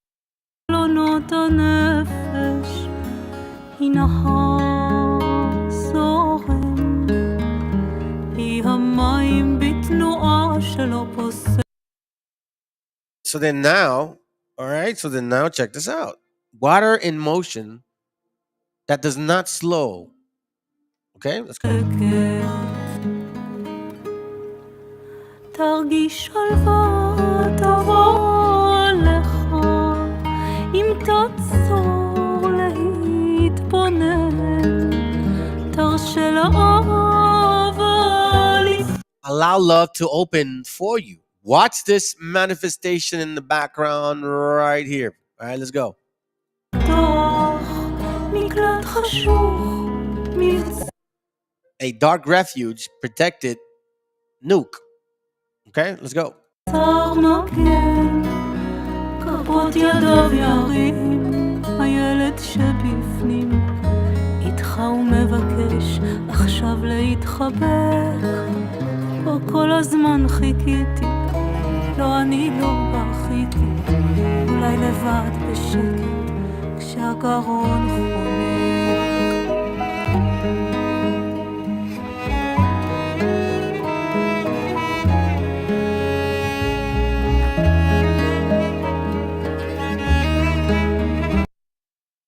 All right, now, what the hell is that right there? Why the imagery of two buildings? Who explains names as Arsareth of the two peaked mountains? Now, we know that she is a star, a Canaanite religious fertility cult. It says the fertile land. Continue. Now, two clouds come together, turn into something, and then all of a sudden turns into something else. Let's go.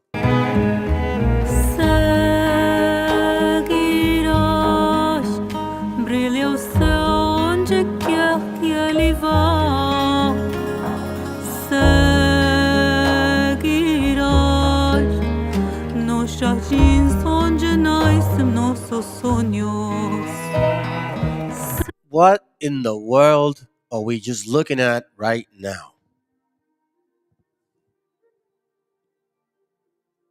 We know from reading, from, different examples, what this is. The god of Molech is known for having two horns. Two horns. Like a U. How are you, even considering it? You go from a peak mountain, literally turning into a moon, and then you turn into a crescent. Explain this to me. How is this possible? Why are we overlooking these things? Look at this right here. Look at that. I mean, what's the point of having that?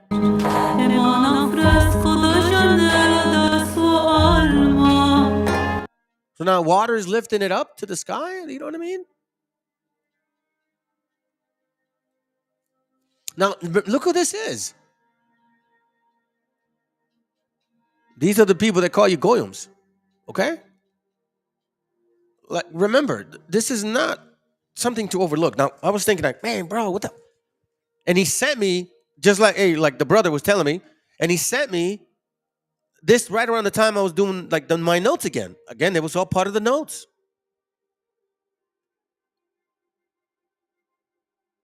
double horn.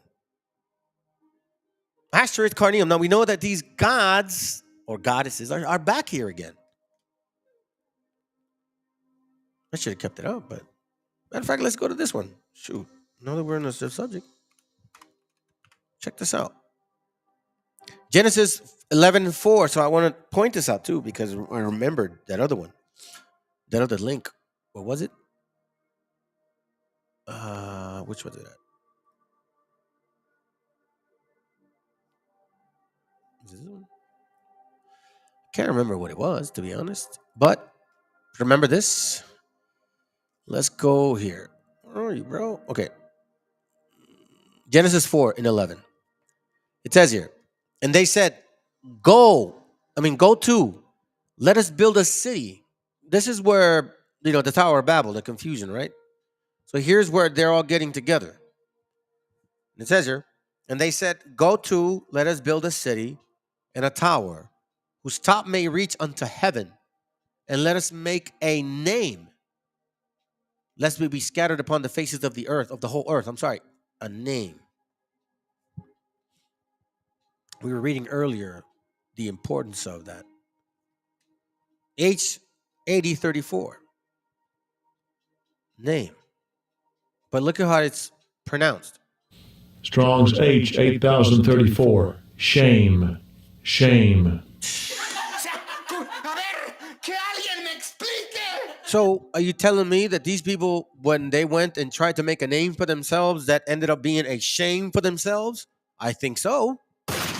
So we know now that these people, these things, these other nations are going to want to make a name for themselves to imply that they're the ones with honor and authority and character and good rapport.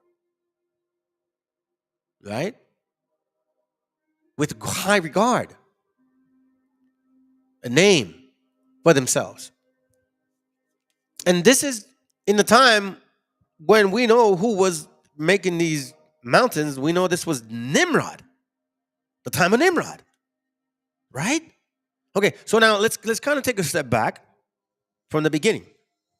As you guys recall, I had showed you the diadem. This right here. This video. I'm going to see if I can show you guys real quick. This one right here. Remember this? Hold on. You're going to learn this right here. Right here. Crowns, diadems, G1238. Okay? So let me get rid of this window here. Let me bring you guys back to this other window. So now let's read this here real quick. Come on, bro. Open up.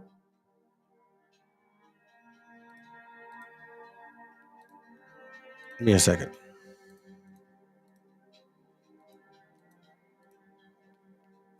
Okay, so now check this out. Let's read on this. Revelation 13. I had brought this up before in the other class.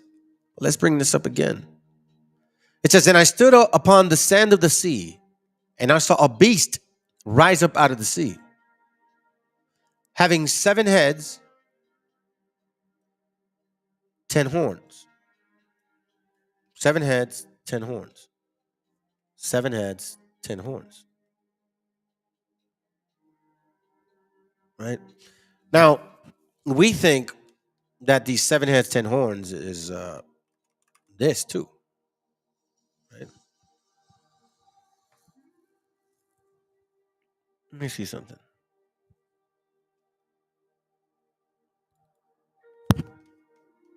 That's not it. That's not what I'm looking for. Give me a second here.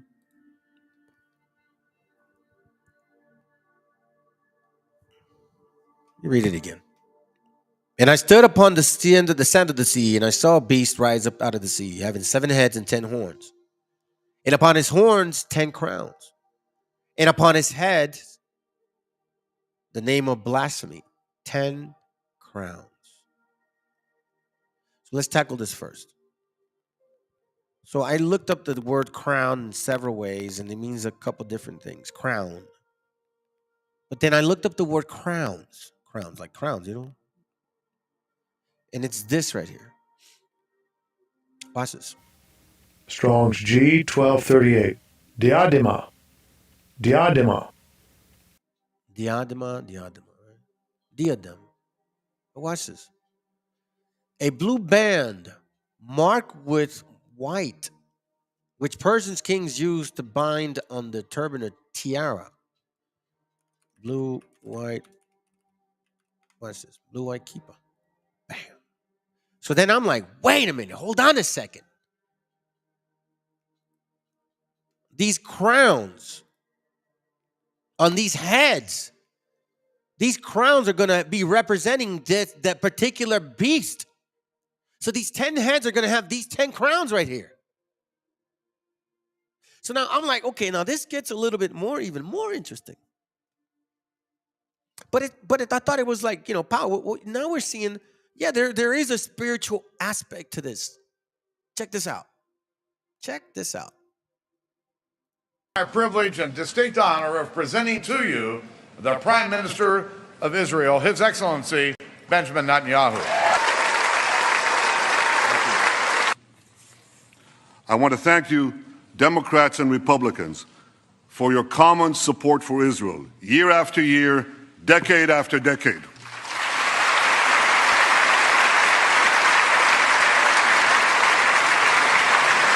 No matter on which side of the aisle you sit, you stand with Israel.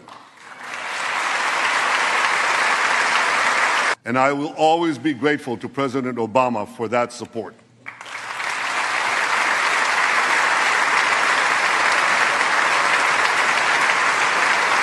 This Capitol Dome helped build our Iron Dome. My country, Israel, the one and only Jewish state. If Iran wants to be treated like a normal country, let it act like a normal country. I know that America stands with Israel. I know that you stand with Israel.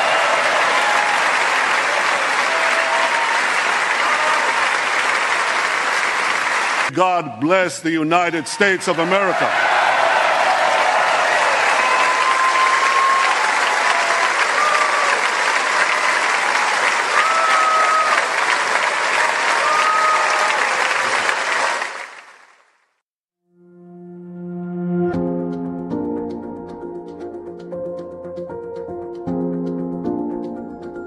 America is a golden calf, and we will suck it dry, chop it up and sell it off piece by piece until there is nothing left but the world's biggest welfare state that we will create and control. This is what we do to countries that we hate. We destroy them very slowly. Benjamin Netanyahu, Jerusalem, 1990.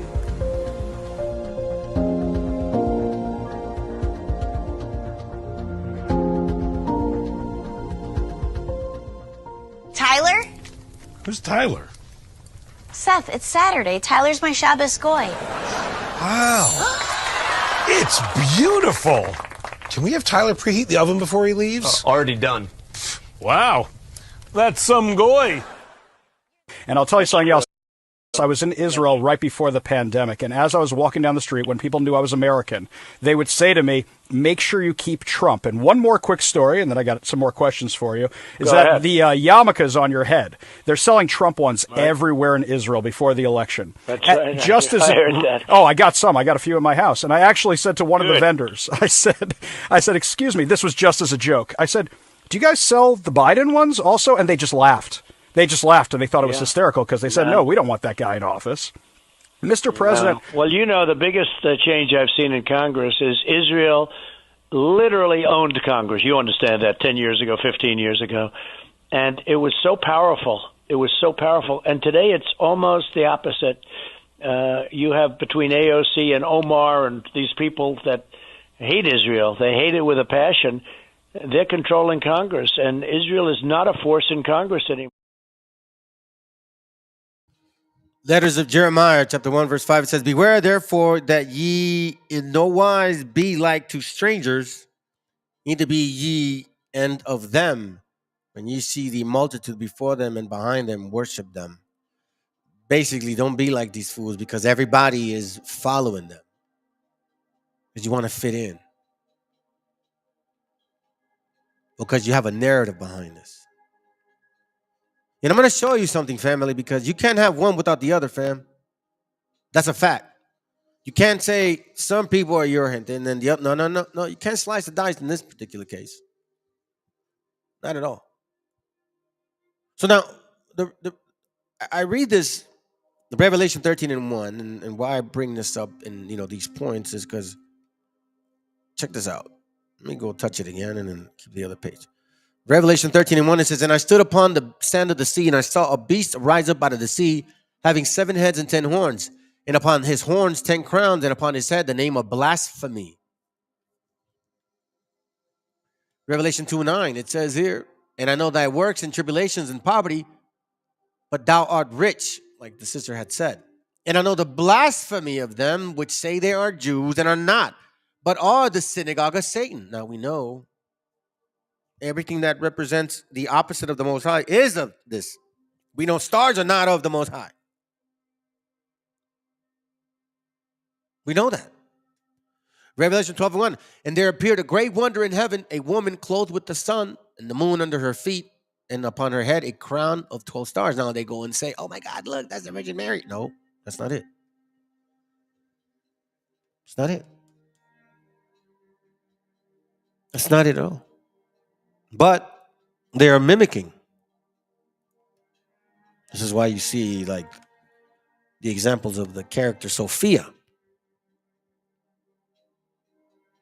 That's why it's important to be mindful.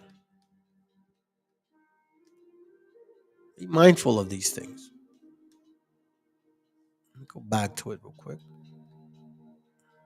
So now I want to show you something. So we talked about a name. We said that we read that these demons would have crowns, many heads, right? But if you really think about it, it says here 7 heads and 10 horns. And upon the horns, 10 crowns. So there's 10 horns, 7 heads, make a name for themselves. And then we know that this particular person here, I think it's 17. Yeah. Revelation 17:5. "And upon her forehead was a name written, Mystery, Great, Mystery Babylon the Great, the mother of the harlots and the abomination of the earth." And this is a woman full of names of blasphemy. 7 heads and 10 horns. Revelation 7 and 3. Right? So now, I showed you guys this over here. I went over many, many pictures. I'm going to show you the pictures once more.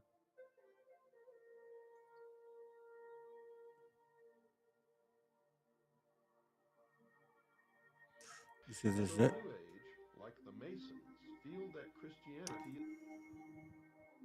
Let's see. There it goes right here.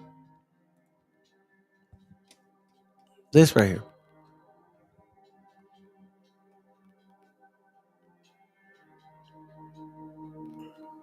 Right? A lot of this 10 Sephiroth of nothingness. 10, not 9. 10, not 11. The tradition of enumerating 10 is stated in the Sefer Yetzirah. 10. Okay. Now, I know that you guys have heard, and we've heard before, it's nations. It's nations. Yeah, possibly. You could interpret it that way too. You could. Nothing wrong with interpreting it that way.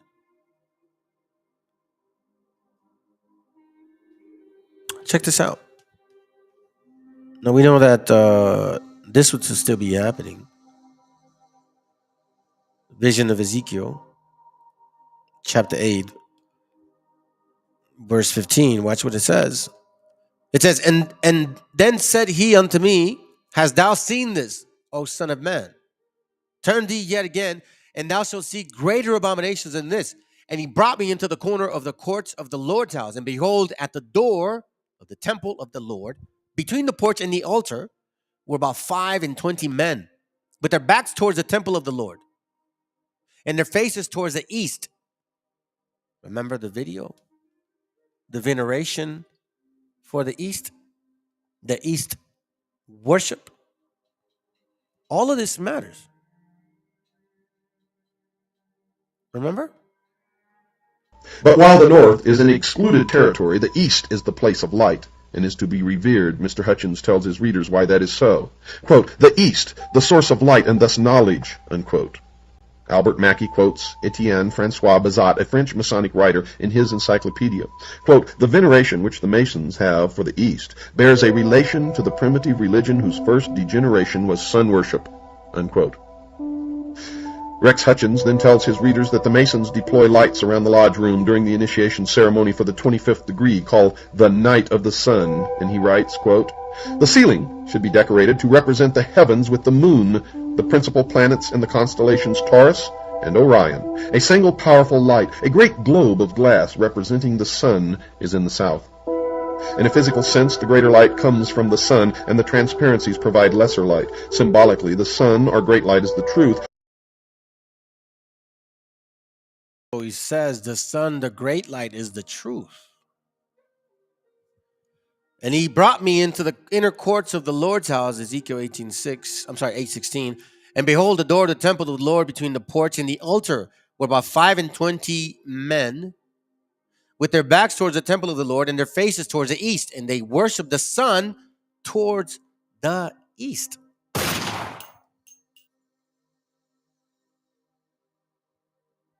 And he said unto me, hast thou seen this, O son of man? It is a light thing that to the house of Judah that they commit the abominations which they commit here.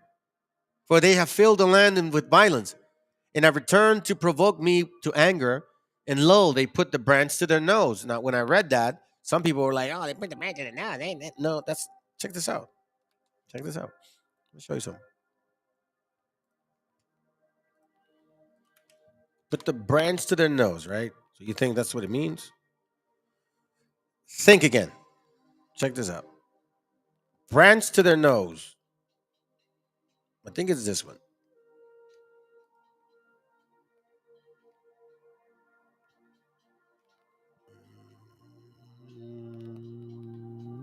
Hold on. Or is it the bottom one?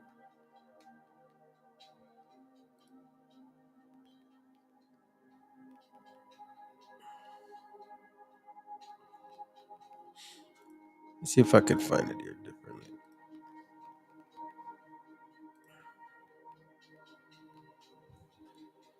$8.17. Give me a second.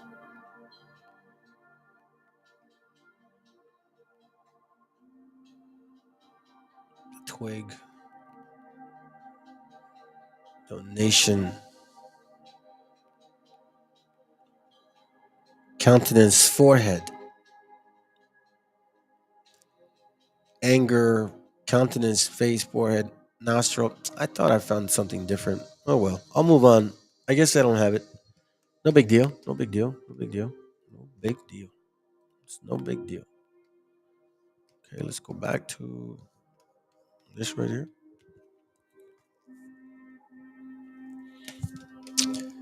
Ezekiel 18. Ezekiel 16, I'm sorry.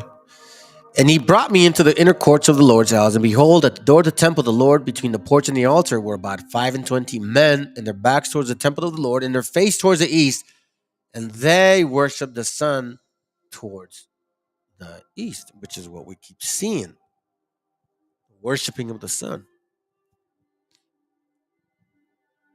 Now we see some characteristics of some of these people. And some of these people want to be like the Most High, right? We constantly see the scriptures telling us. And in that wishful thinking, the Most High put them in derision, right? We know that. Isaiah 37, 23 and 24. It says here, Whom hast thou reproached and blasphemed? Once again, we see blasphemy. Them that are Jews, that claim they are Jews but are not. And against whom hast thou exalted thy voice and lifted up thine eyes on high, even against the Holy One of Israel? Once again, trying to be somebody they're not.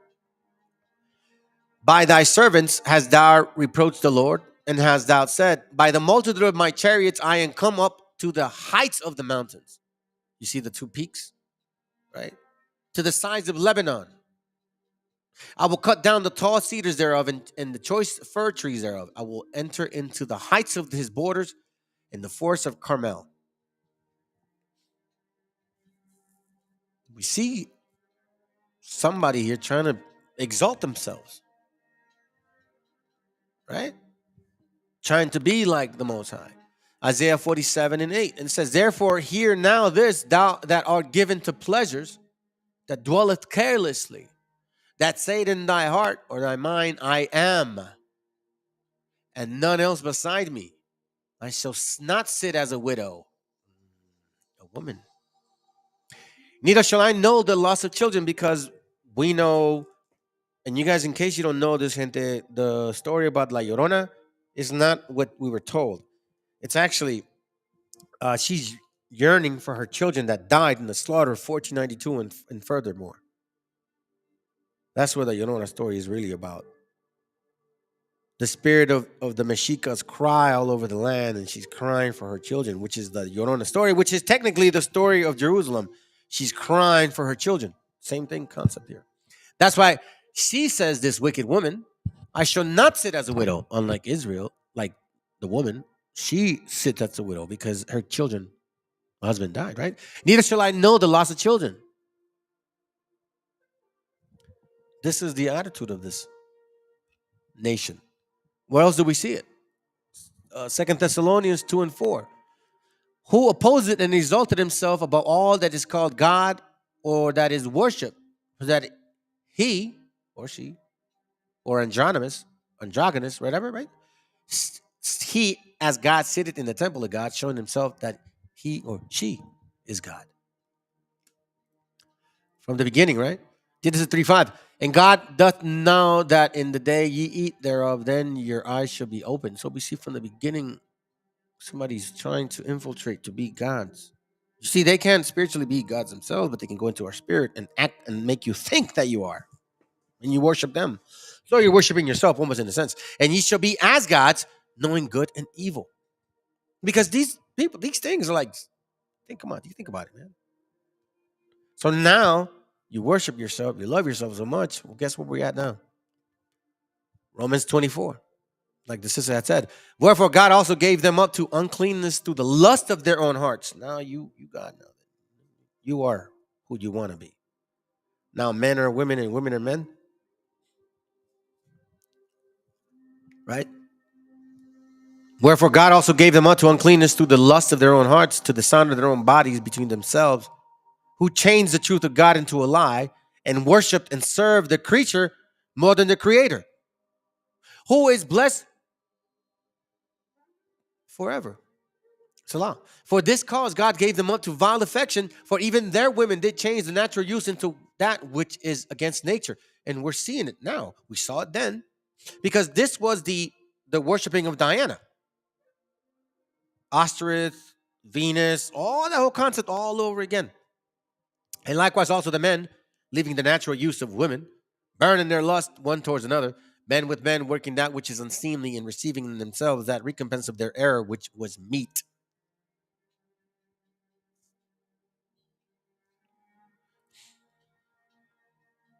Matthew 2:18, in Ramah was there a voice heard, lamentation and weeping and great mourning. Rachel weeping for her children would not be comforted because they are not. If you read, I think it's 2nd Ezra or Sirach. 2nd Ezra 10. Oh, that's not. Let me see. Let me see. Hold on. You guys get a chance, read it. It's interesting. 2nd Ezra is hold on. I don't think I have it, man. Shit, I lost it. Yeah. It's probably Sirach.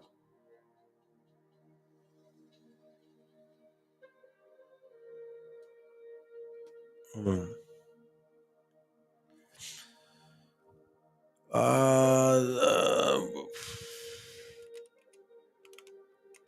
Give me a second.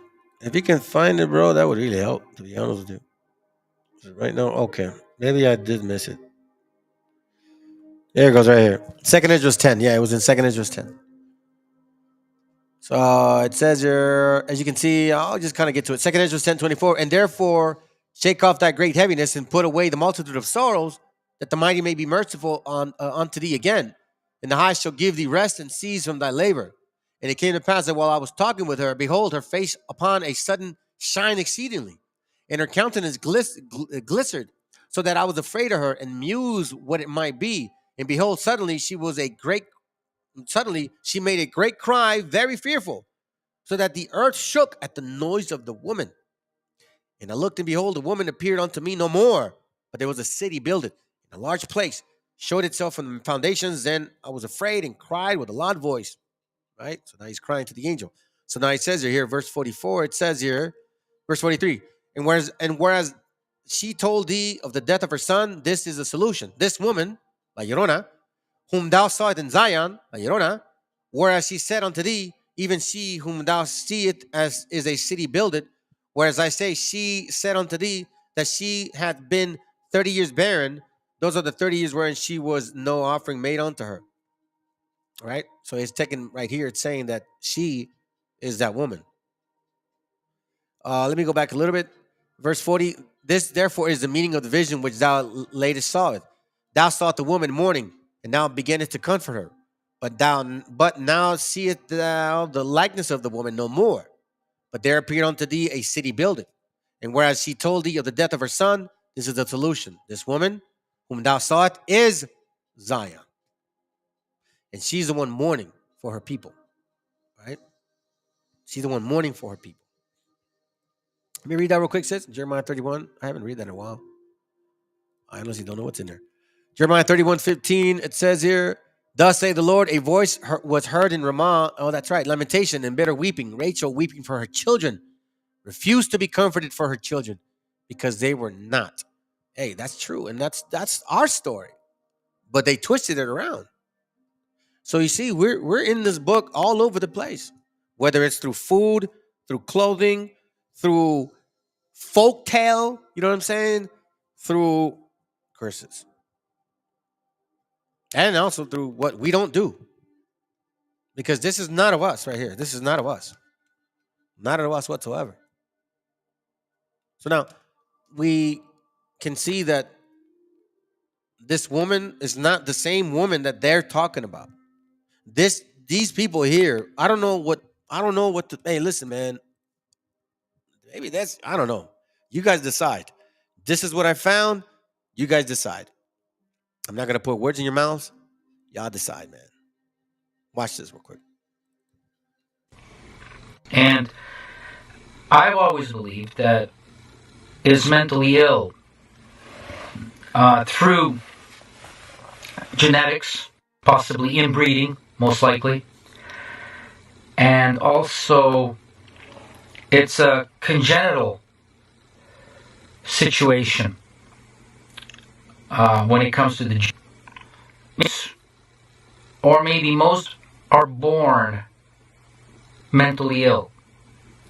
Now that doesn't mean that they cannot function in other areas, and they cannot function even at a high level, obviously. I had to be somewhat discreet, I guess you could say. Sorry about the echo. But I had to kind of be a little discreet there. So we see here goddess in the spotlight. Once again, we see stars in a sense. 2, 4, 6, 8. Ashereth, the god of the early Israelites, supposedly. Queen Jezebel, right? Ashereth talks about 1 Kings 18. They interpret the Ashereth as their wooden poles, cult objects from Baal worship or the groves of trees. See this?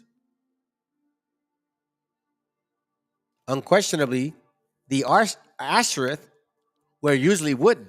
They stood upright, often beside altars, along with a stone pillars.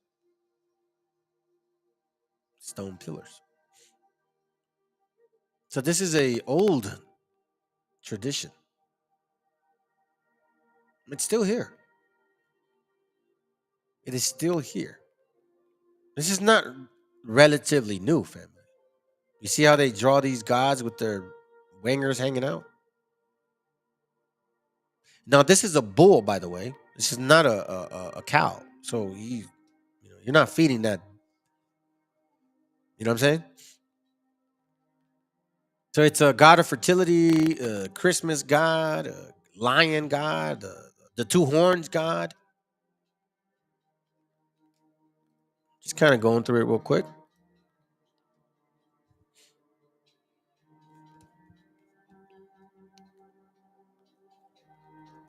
Now, well, let's see something real quick. I want to show you this. I might have missed it. The branch, the twig, vine worship, sun worship.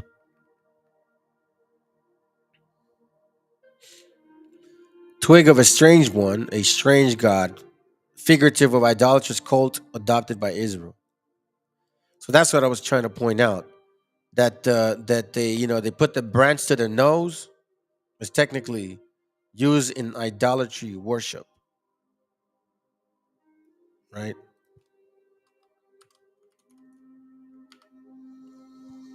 Idolatry worship. So it says, and lo, they put the branch to their nose, referring to the Persian custom of worshiping the rising sun.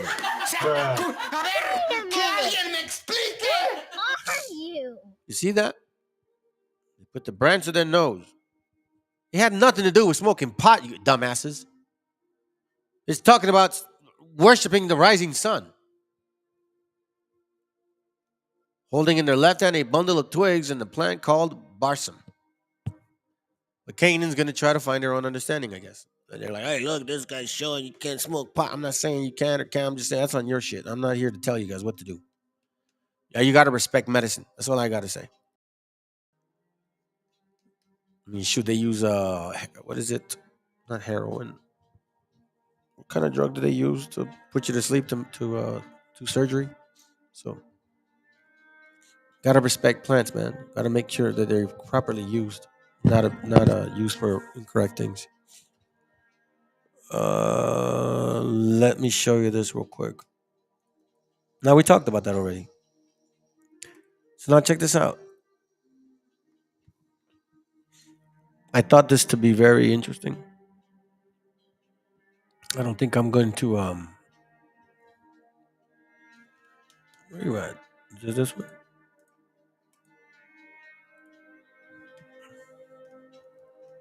Let me see.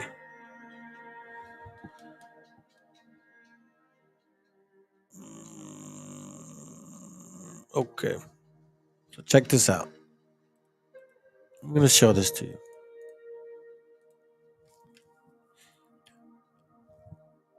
We know that in Acts 43, 743, it talked about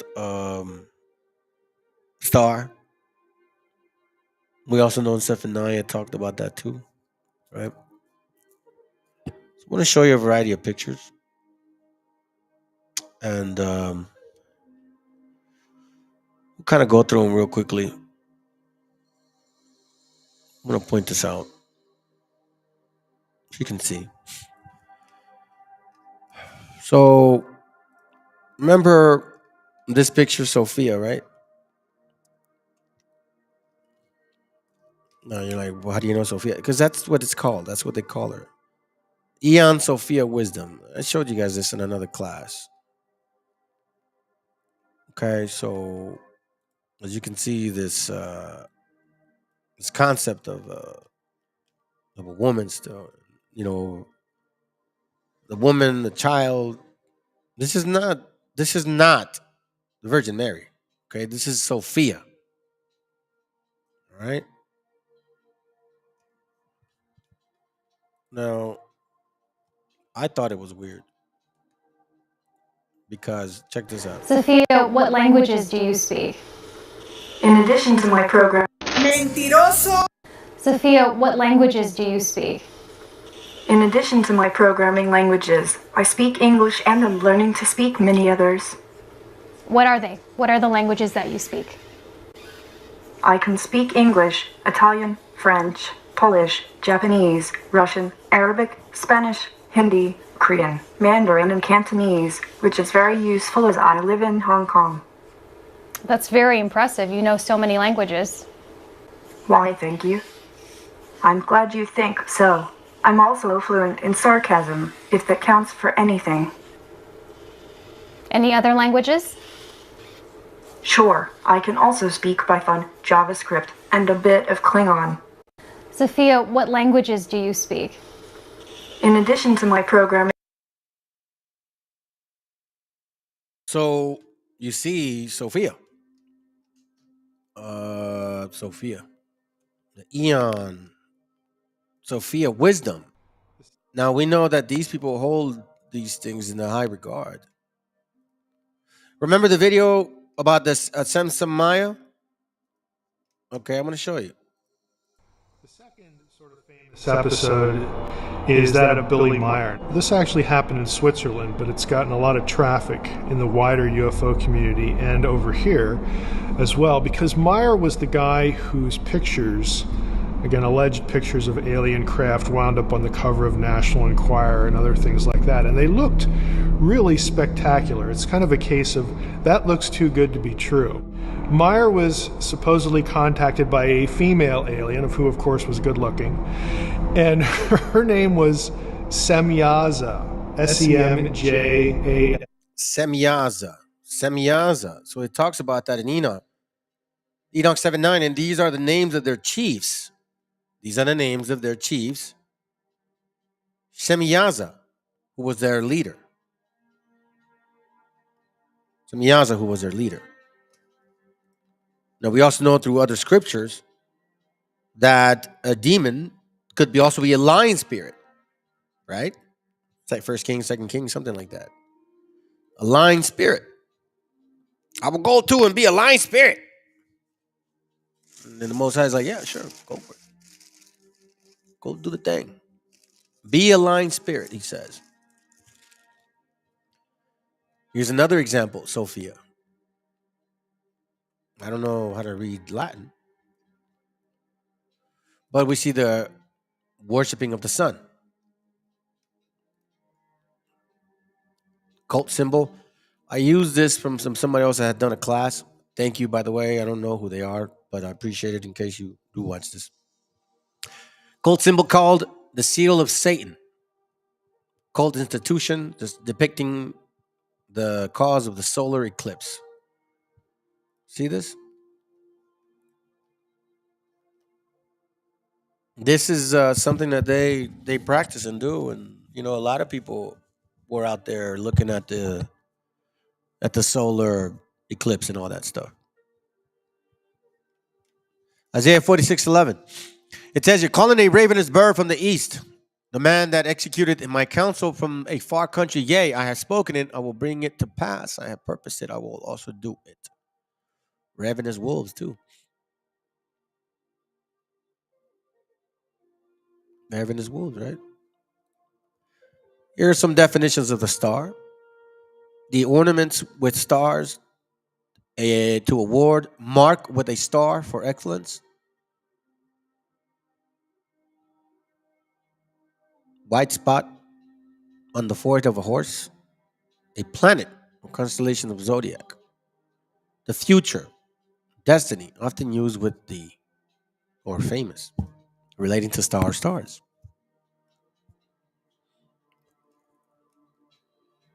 Just some notes that I was taking. A heavenly body, especially a planet, regarded as a astrological influence on human affairs. Very true.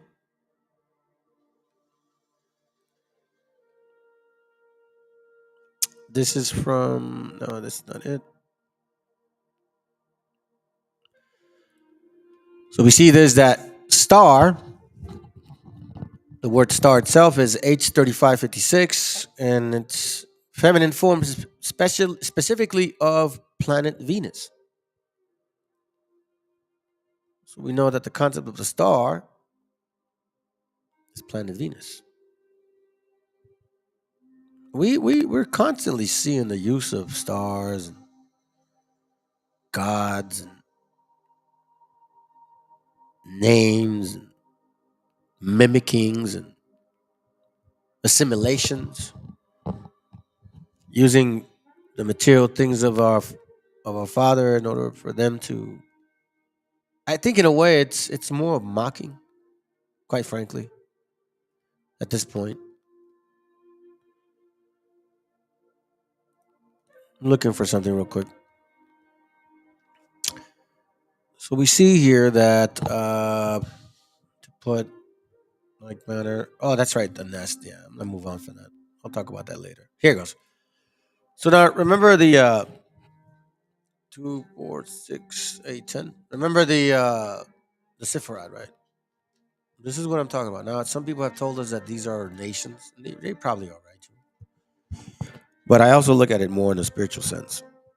Revelation 13:1, it says, "And I stood upon the sand of the sea, and I saw a beast rise out of the sea, having 7 heads and 10 horns. And upon his horns, 10 crowns." Now, we know that the crowns means diadem, and they usually come in blue and white. Okay? And upon his heads, the name of blasphemy. 7 heads, 10 horns, 10 crowns. What is this? The name of God under their understanding? The name of God under their understanding, it's basically this here. Tetragrammaton, the sacred name of God. Having 7 heads and 10 horns. Well, what is typically understood through this particular religion, concept, teaching, goddess, whatever it is that this is, the Sephiroth, it gives you the human body. The whole concept of the chakras, the second chakras, the 7 planes, the 7 things. 7, spiritual 1, casual 6, intuitive 5, egoic 4, mental 3, astral 2, physical 1. 7 heads. 10 horns. 1, 2, 3, 4, 5, 6, 7, 8, 9, 10. And 7 crowns. Who teaches this right here? They do. The Hebrew alphabet, supposedly, it's Yiddish. The 10 phases, planes, the 22 paths equal the 32 paths of wisdom. It says to stay away from a certain tree.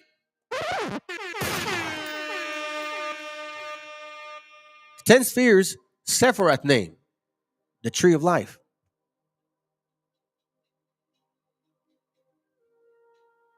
The tree of life. Now check this out. The 4 worlds. The 4 kingdoms. The 4 captivities.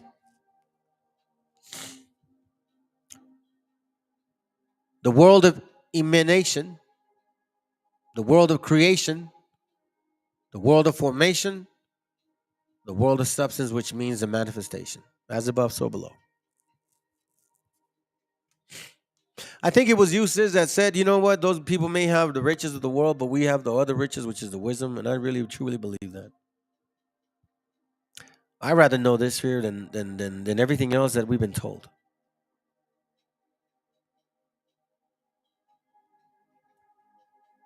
Everything else that's being told has been a lie, man. The rules of women worship.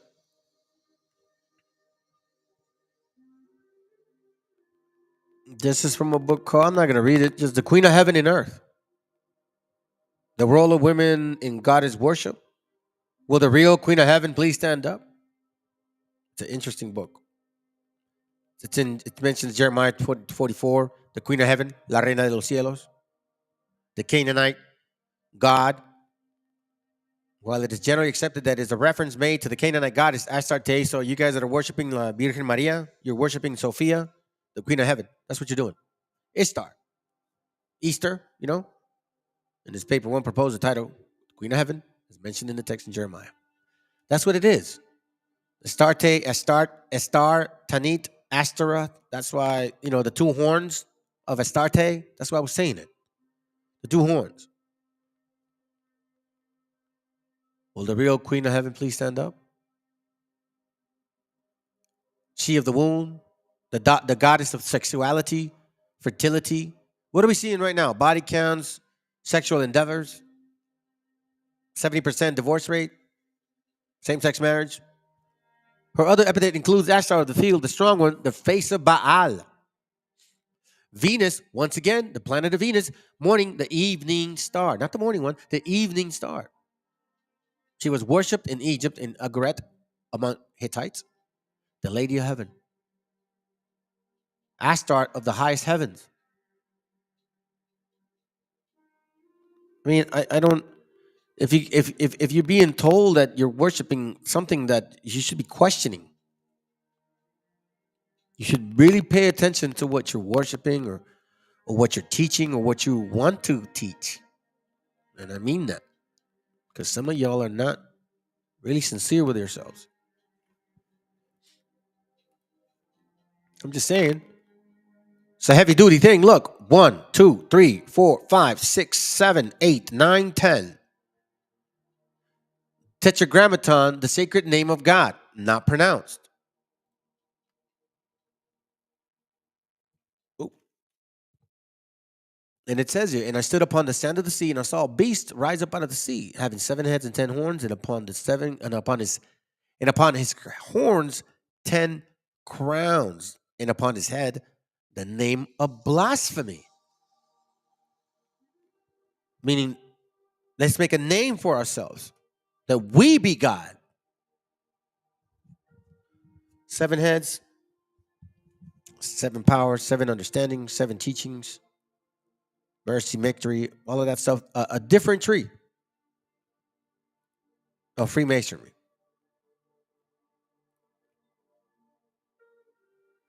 It's Baal worship right here, to the fullest extent. 2 horns. The name of Baal. I use this from someone else's channel. I appreciate you, whoever you are. If you watch this, thank you. We don't collect no funds here. Meaning Baal, owner, Lord, husband. Bull, goat, ram, half human. Baphomet.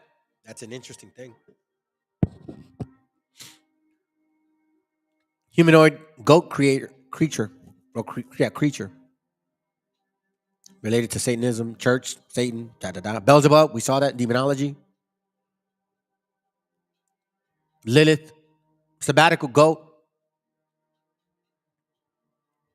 We see this here. In case you guys don't know this, you guys are already worshiping.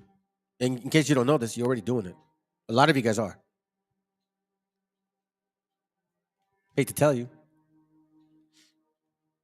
I don't know what to say. Let me see what you guys says. I know you've been typing away. Appreciate you. Kind of read some of this stuff here. They laugh, smile with no care in the world at what is coming. Yeah, you're right. Yeah, those computer-generated robots may tell facts, but they also are programmed by people who lie. Therefore, the robots can lie. I like your thinking. I know. I always kind of think like, yeah, well, we created you, so you're still limited. I've been reducing the idea of the creator since I was a baby. Thought about who he was, love, everything kind of about him because of his blessings before I read a Bible. He had to be someone so big. Yeah. It's a power greater than yourself. And no matter what I did, I could never be as great as him. In order for me to receive his loving kindness, I had to be humble because I have done a lot of wrong things in my life. Yeah. Really now I still must be lowly face of my enemies and creator. Well, I tell you, don't make atonement for that stuff anymore. Don't make atonement for other people. Bro, to make a name for oneself is equivalent to the Tower of Babel. Yeah, exactly. Yeah, exactly. Check it out. That's exactly it. Genesis 11:4. And they said, Genesis 11:4, and they said, go to, let us build us a city and a tower, meaning power, whose top may reach unto heaven. Let us make a name. Let us make a name. Let us make a name. Let us make a name. Psalms 49:11, therein what thought is that their houses shall continue forever, that their dwelling places to all generations. They call their lands after their own names. See that? Don't they say this is the God of the land? God bless America. Nevertheless, man being in honor abideth not. He is like the beast that perish. That's why it says it's important what you said to humble yourself. Look at this right here. Pride cometh before destruction, right? This their way is their folly. Yet their posterity approve their saying. Salah, meaning that they don't realize that that's their downfall. Oh, look, in Daniel 4:30, and I spake and I said, it is not this great Babylon that I have built for the house of the kingdom by the might of my power and for the honor of my majesty. So he's talking about making a name for himself. You know what I'm saying? Making a name. Interesting. Let's continue in that vein. That's why in Acts 7:43, it's talking about Moloch, right? The star of Moloch. You guys don't realize it, man. Rain Man. Metaphors. So when you see that movie, it's like all bright, all wise, right? I kind of wonder if that's what they're purposely trying to achieve. Causing autism to achieve some type of obsessive greatness. You know what I'm saying? I don't know, man. Sometimes I wonder, like, what they're really thinking. This is another one here. So Baal worship was in full swing. It caught as fast and spread to many parts of the world. In Egypt, Samaria, and became known as Isis, the queen of heaven. You see that? Nimrod, Genesis 11:4, became known as Osiris, the husband's son, frequently called Horus. In Phoenicia, Semiramis, and Tammuz was worshipped as known as Ashereth. Tammuz, Aphrodite, da. We see the different names of these gods, right? All back to Semiramis, Nimrod, Canaan.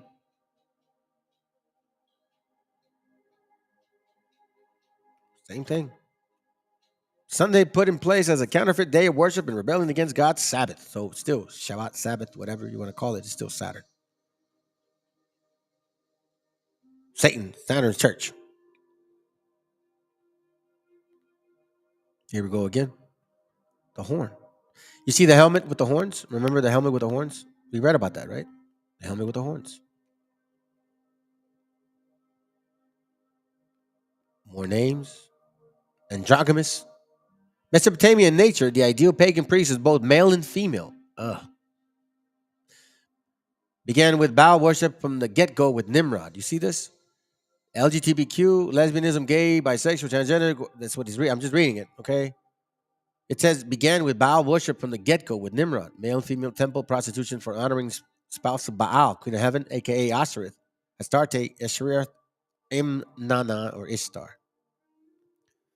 The highest order attainable in witchcraft, Wicca, Satan worship, spiritualism, cult is to be sexual. Well, is to be bisexual, sexual, or Aphrodite, androgynous, transgender. It seems the more sexual partners people at one time of all genders and orientations, such as in orgies, the more honor and transcendence is thought to be obtained as part of the worship of these gods. Now we know P. Diddy, they love that. P. Diddy and these people. You guys can't run away from that, man. That's who you guys are. Stop it. Once again, more pictures.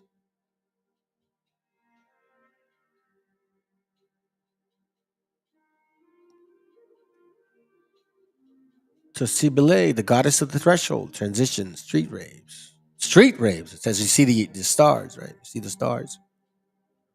Once again, the stars. It sounds kind of looks like the what do you call it? The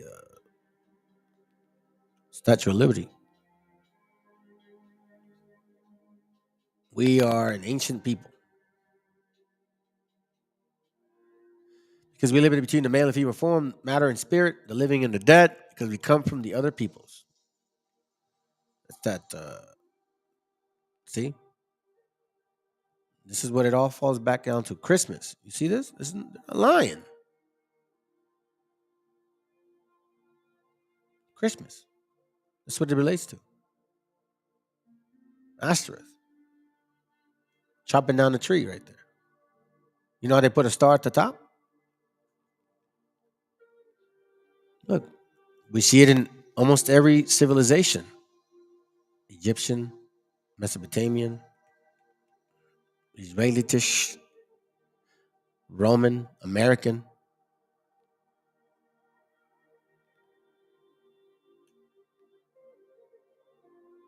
Look, the Ashereth pole, we have it here.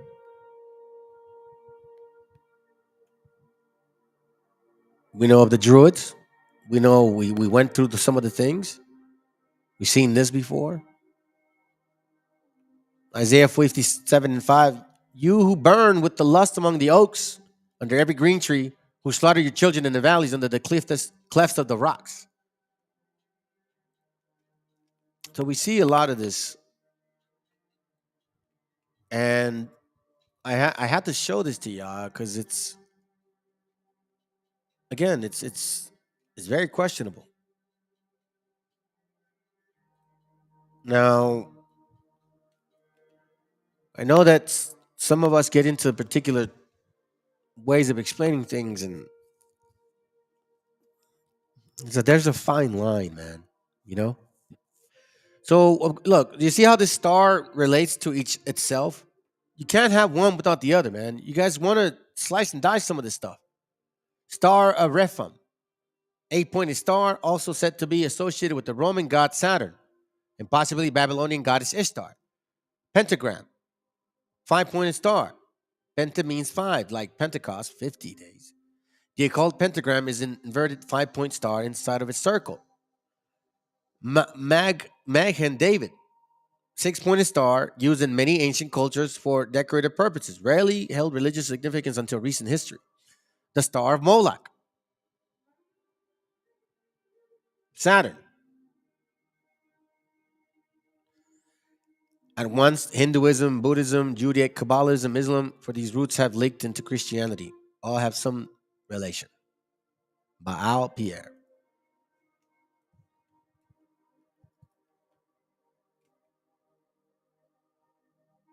So, when you consider all of this, now let's look at some stuff here. Let me show you this real quick. And I think we should be almost through. Maybe not. Sirach 35. Sirach 35, verse 18, it says, For the Lord will not be slack, neither will the mighty be patient towards them, till he have smitten in sunder the loins of the unmerciful, and repaid vengeance to the heathen, till he have taken away the multitude of the proud, and broken the scepter of the righteous, till he have rendered every man according to his deeds, to the works of man according to his devices, till he have judged the cause of his people, and made them to rejoice in his mercy. Mercy is reasonable in the times of affliction, as a cloud of the rain in the time of drought. So this is definitely merciful for us to see these things actually playing themselves out, and when we start seeing what these things mean, we start seeing what they mean, and now it's like, well, who's pushing, who's behind this? Well, we see it here, right? We talked about the crowns, the diadems. They're blue and white. They're kippah, right? They're blue and white. So for me, I'm like, I don't know, man. That's playing with fire, bro. Okay, so then now, as I kept searching and searching, it brought me to this attention. And I think it's only fair that I bring it up now. Again, it depends on where you guys stand.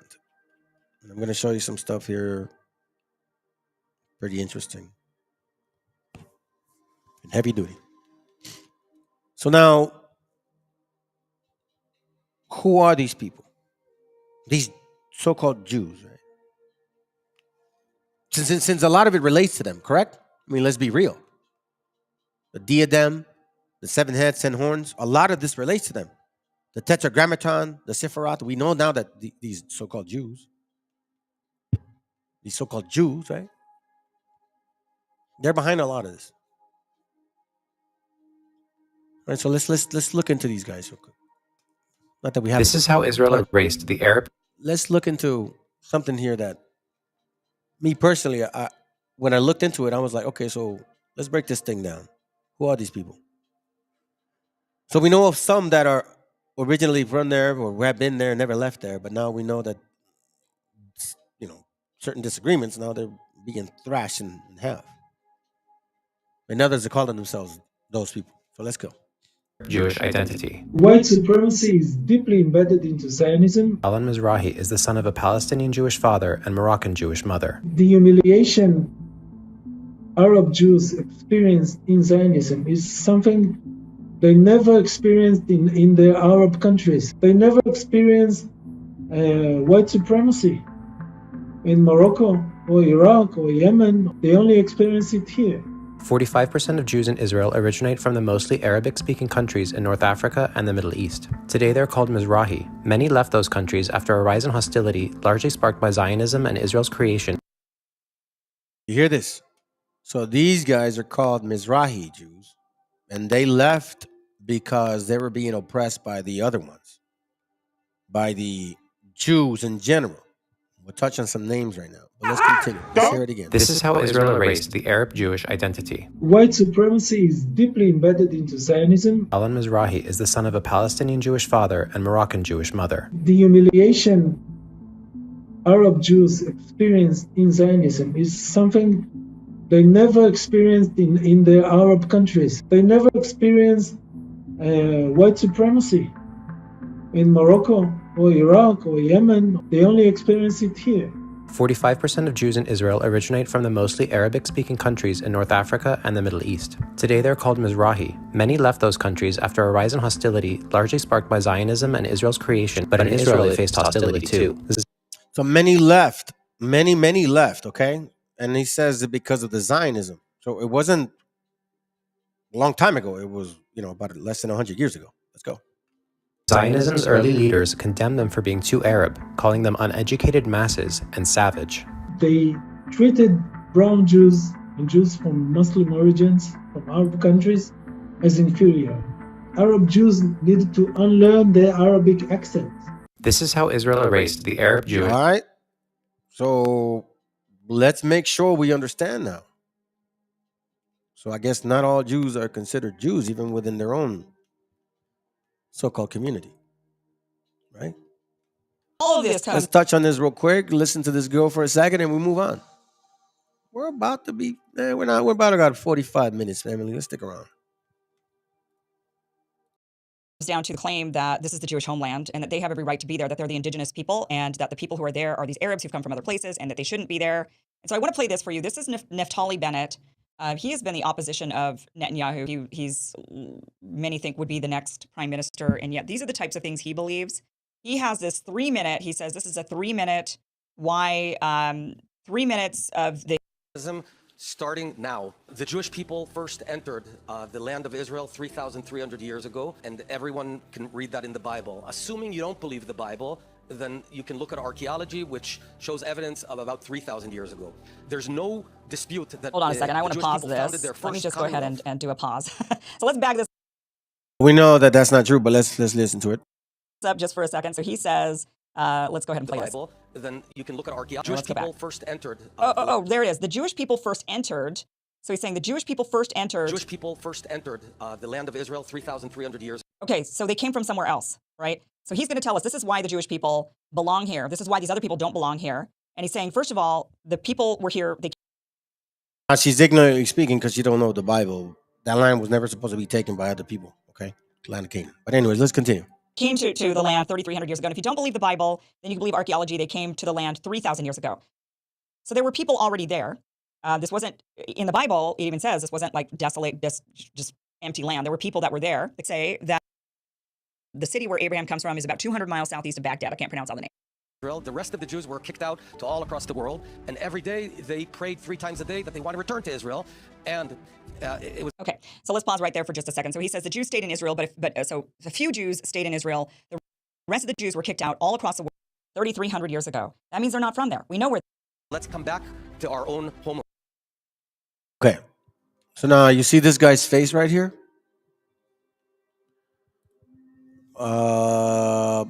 He's nothing to overlook. This guy here was a major Zionist. Major.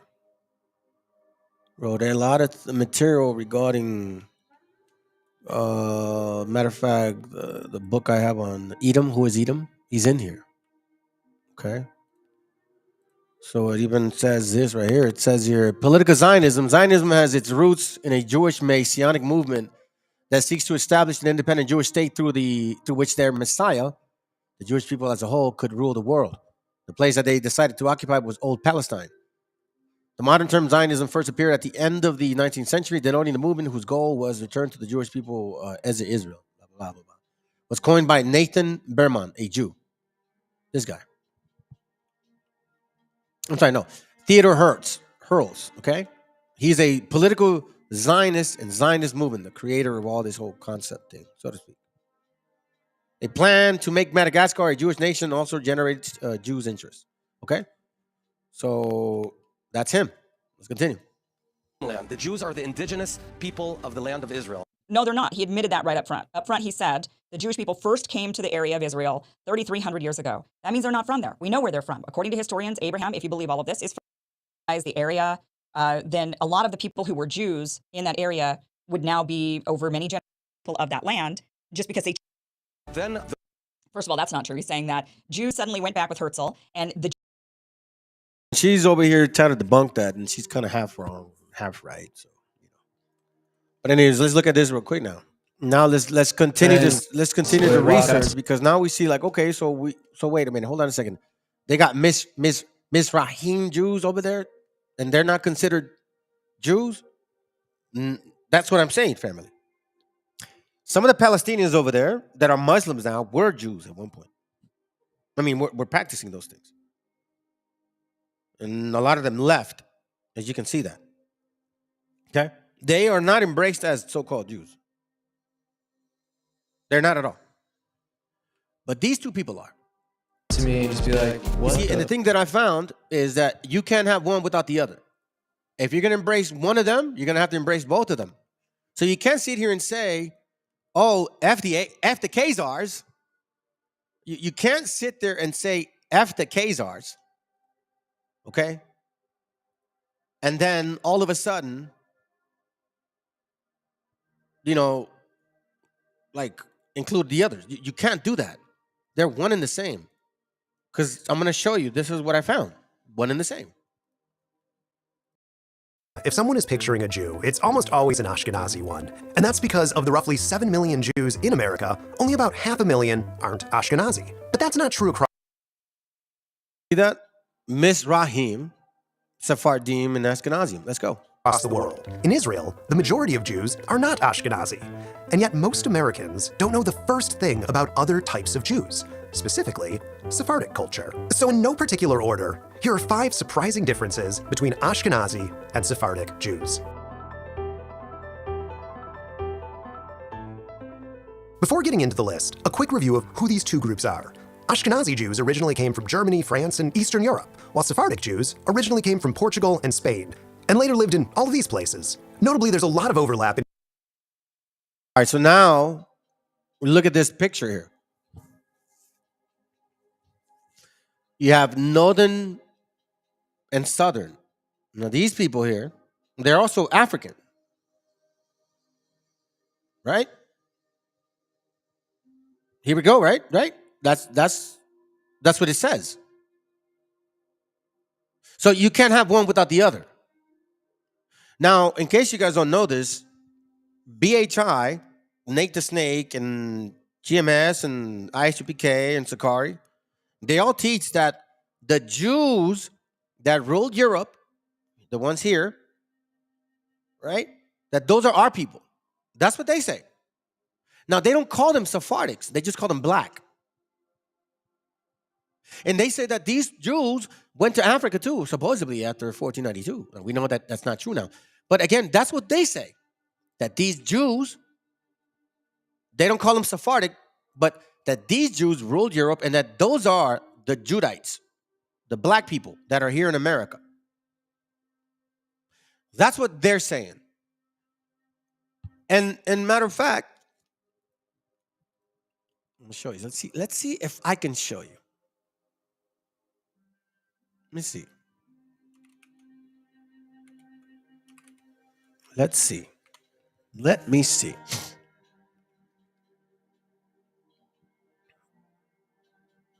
Let me see. Hold on a second. Hold on a second. All right. Let me see if I can find it real quick. It's probably not this video. Nope. It's not this one. Hold on. Let me see if I can connect to this one real quick. See. No. That's not what I need. Oh, I see what you mean. They changed it. Okay, hold on.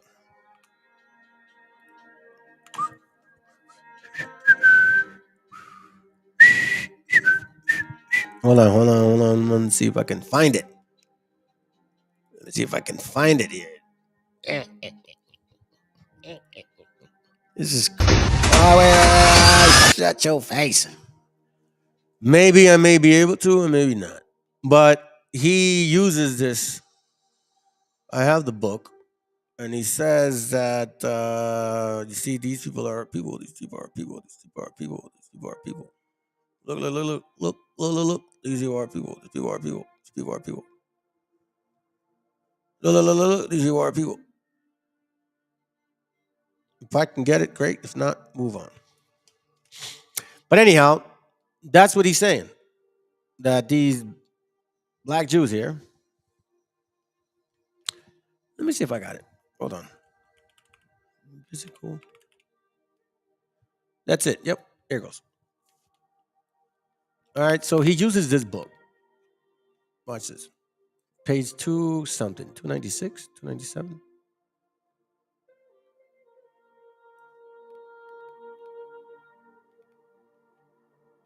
Yeah, here it goes right here. So he uses this book.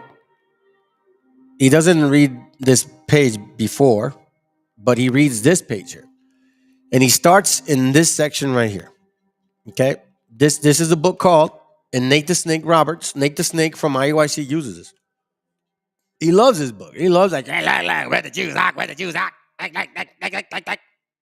A Treaty of Physical Geography by A.A. Barrington.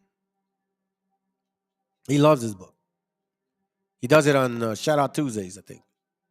And every now and then he does it on his little Sunday sessions and shit. So he says here, okay? He doesn't read page 296, but he reads page 297. So watch what he says. Thus, the Jews are a people who have ever, according to the prophecy, dwelt alone. No, hold on a second. Let me go here. Now, in the cases where we have mentioned, there is a complete similarity of hue.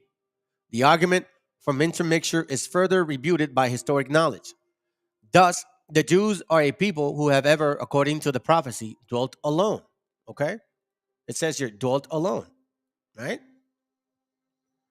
According to his prophecy, dwelt alone. Where you at? I lost you. Without intermixing with the nations to this day. Now, this separate race, all descended from brown ancestors. Brown ancestors. How's that even possible? How is it descending from brown ancestors family? Right? Let me make it bigger. It says here, thus the Jews are a people who have ever, according to the prophecy, dwelt alone without intermixing with the nations to this day. Now, this separate race, all descended from the brown ancestors, from Abraham, Isaac, Jacob, must have been as dark as Mar Yohanan, if not darker. So he's like, oh, look, you see that black, huh? That black, huh? Exhibit every shade of color from the black Jews of Malabar, of whom we have such an interesting account by Dr. Claudius Buchanan, to the rose and lily complexion of the Jewishness in the banks of Elbe.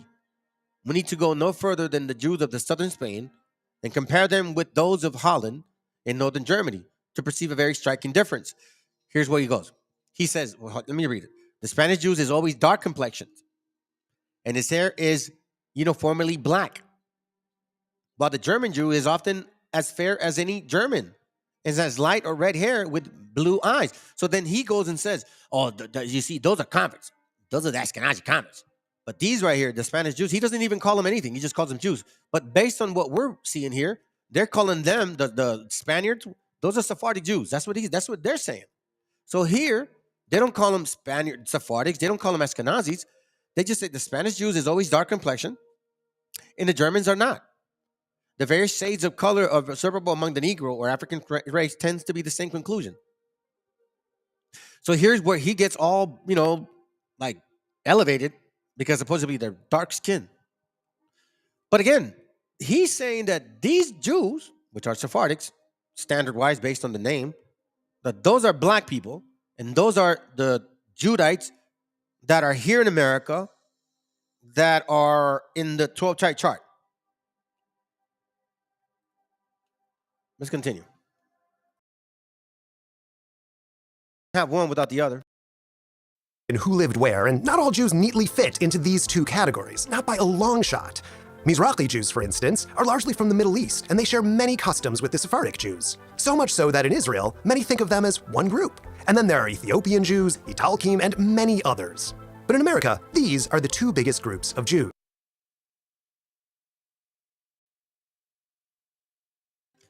So why are some people only embracing these guys here, whether in name or not in name? Some say, oh, they're white like us. Some say, no, they're black like them.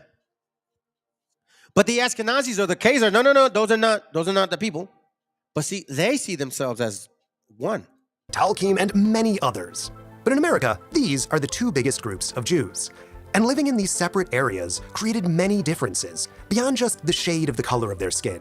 Number one, the food. Bagels, matzo ball soup, gefilte fish, kugel, all Ashkenazi. They come from countries where Ashkenazi Jews used to live, and they're still served in those countries under different names. Think cold weather Eastern European fare. Adafina, shakshuka, mufleta, all Sephardic. Coming from warmer countries, they're often more colorful and might actually be spicy. In other words, both groups have taken on and adapted dishes from the countries where they lived. There are foods that both groups eat, such as variations of challah and cholent, but even those can look quite different. And importantly, both groups have a long tradition of keeping kosher, the Jewish dietary rules. But even within that, there are notable differences.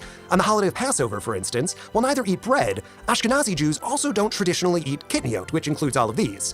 It makes for very different dishes at the Seder. So, without going too far into it, I think you guys get the picture. Stephen Miller here. So this is what we got here in America right here. President of America First Legal. Foreigners in the United States who support terrorism must be deported. Those who hate our country and our way of life are not welcome here and do not belong here. We must demand the federal government remove these foreign extremists from our midst. If you agree, support us by clicking here. Hear that, you illegal aliens? Get out of here. Get out of here. What do they say?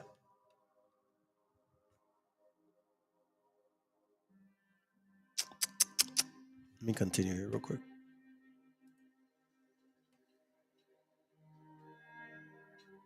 So now let me bring you up to this particular part. Hold on a second here. Excuse me. What brought me back to that point? I'll tell you what brought me back to that point.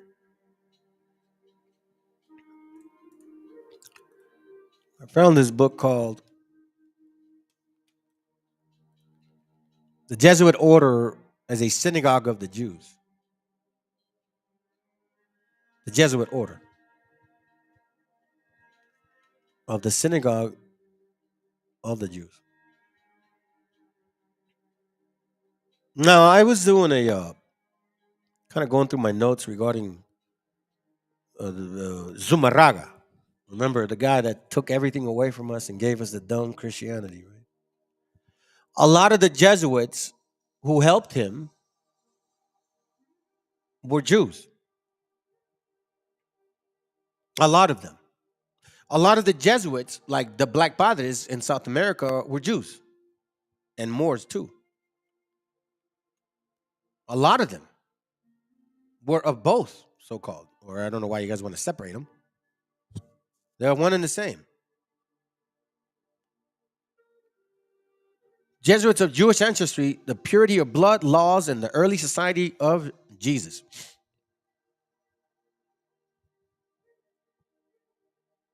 This is what led me back to this. A lot of these conversos were teaching us to worship Christianity. Ignatius Loyola, deep spiritual Semite. Some of these guys were black conquistadors, black Jews, Southern Jews, which in some people's title, they would be Sephardic Jews. BHIs would call them black Jews. They don't call them Sephardics, they just call them black Jews.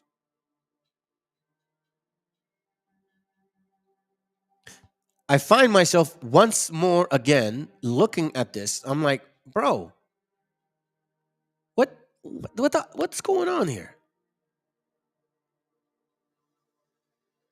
Let me look. Even the first page.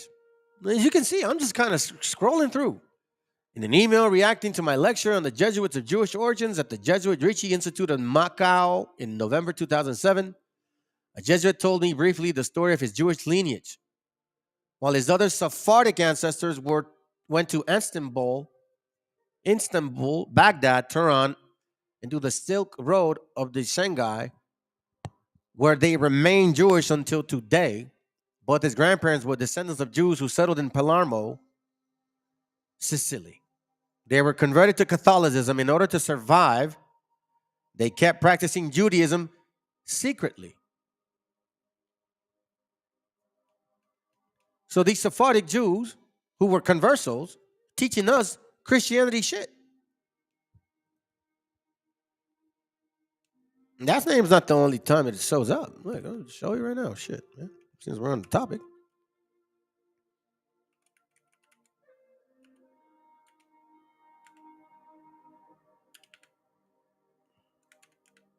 See, how do you spell it? I don't even know how you spell it. Is it in the first page or what?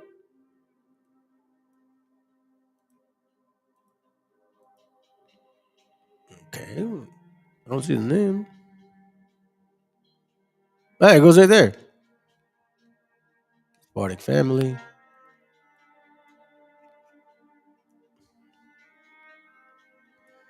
It's funny how the Most High works, man. It's like I'm just reading and studying, and it just brings me back to these people again. They're involved. These are Jesuits. These are Jesuits. Look at this. Conclusion.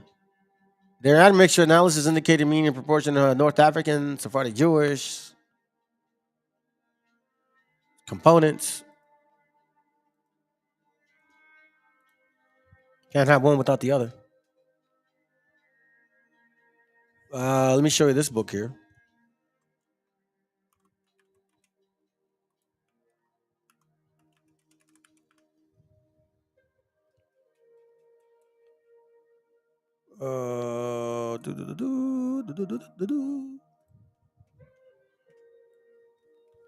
Look at this right here. The secret history of the Jesuits. Okay? The secret history of the Jesuits. It's even more. Spiritual exercises, the founding of the company, the spiritual order, Italy, Spain, Portugal, once again. These people are so involved. Look.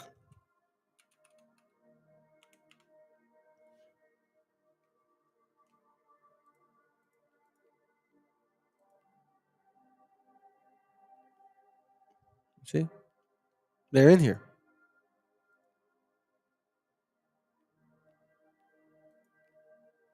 Jewish friends, the Jews, Jewish. So I'm like looking at this, I'm like, bro, it's weird. Like, why am I seeing these people all over again?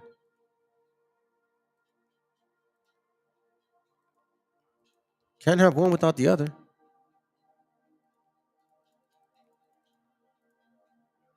What's the other one?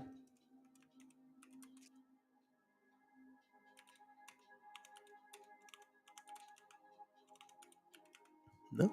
Okay. Let's move on.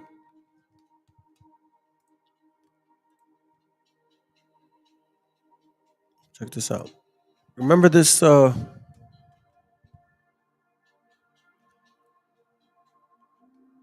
book, The 13th Tribes, Khazar Empire? So if these people, they want to claim Amalek and they want to claim they're the people of the Bible and stuff, right? But we know what the conversion was. We know that they converted. But see, the funny part is that Khazars relate to Gog and Magog.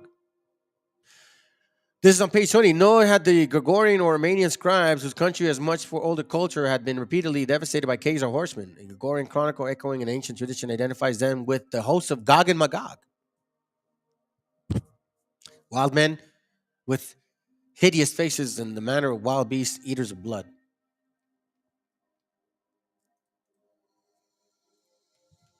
This is on page 20, the same thing.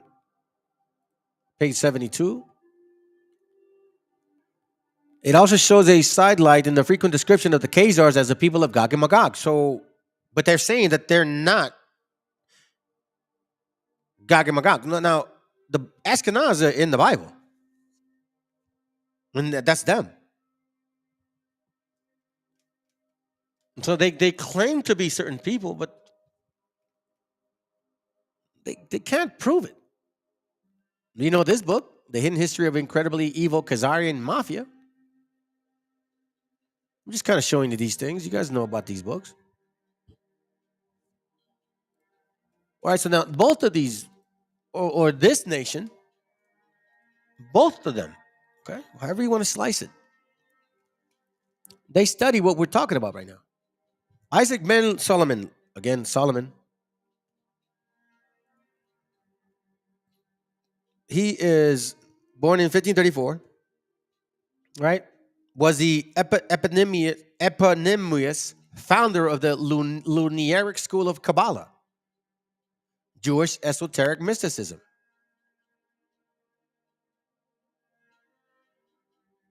Okay? So this guy, in 1570, he went to Safed in Galilee. I'm sorry, hold on a second. Let me go up. Louis' youth was spent in Egypt, where he became versed in rabbinic studies, engaged in commerce, and eventually concentrated on the study of Zohar, Kabbalah, Zohar, Talmud. And what is he? Lunari's father was an Ashkenazi, okay? An Ashkenazi, while his mother was a Sephardi. Iberian, North African, Jewish style. And they both study the Talmud, the Zohar, the Mishnah, the Sefirat, the Kabbalah. They both do. You saying that you study that too? Because these Jews in Europe, black or white, however you want to slice them, they studied this because they knew who Maimonides was. Remember earlier we read Maimonides? Remember Maimonides? Remember this book?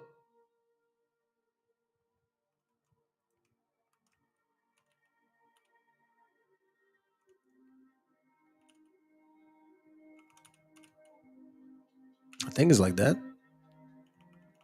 No? Say B. I spell it? I might have messed up on it. Sabiism. Sabiism. I think it was here. What?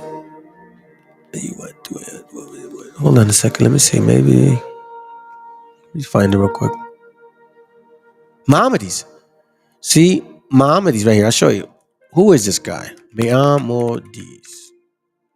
Right there. So Maimonides, commonly known as Maimonides, and referred by the Hebrew acronym as Rabban, was a Sephardic rabbi and philosopher who became one of the most prolific influencers of Torah, scholar, Middle Age. No, that's not true. Astronomer, physician. He studied the Talmud.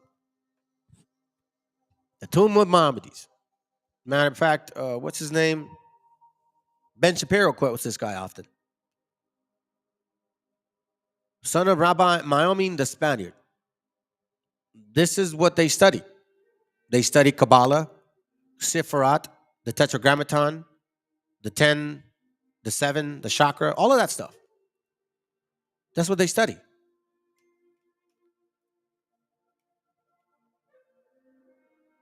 That's it right here. Look, I'm telling you. The Kabbalist movement, the Zohar, like all of that stuff, man. This is who they are. The infinite light made simple. This is what the Kabbalist teachings are. The infinite light. Know that before the emanations were emanated, the creations were created. There was a supernal, simple light feeling of all existence. There was no vacant space, yada, yada, yada. This is how they explain the creation.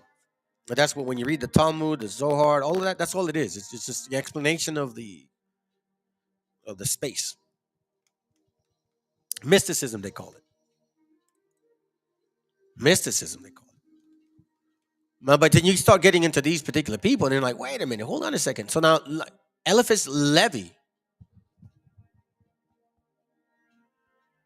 I'm like, whoa. Now, Baphomet, remember Baphomet?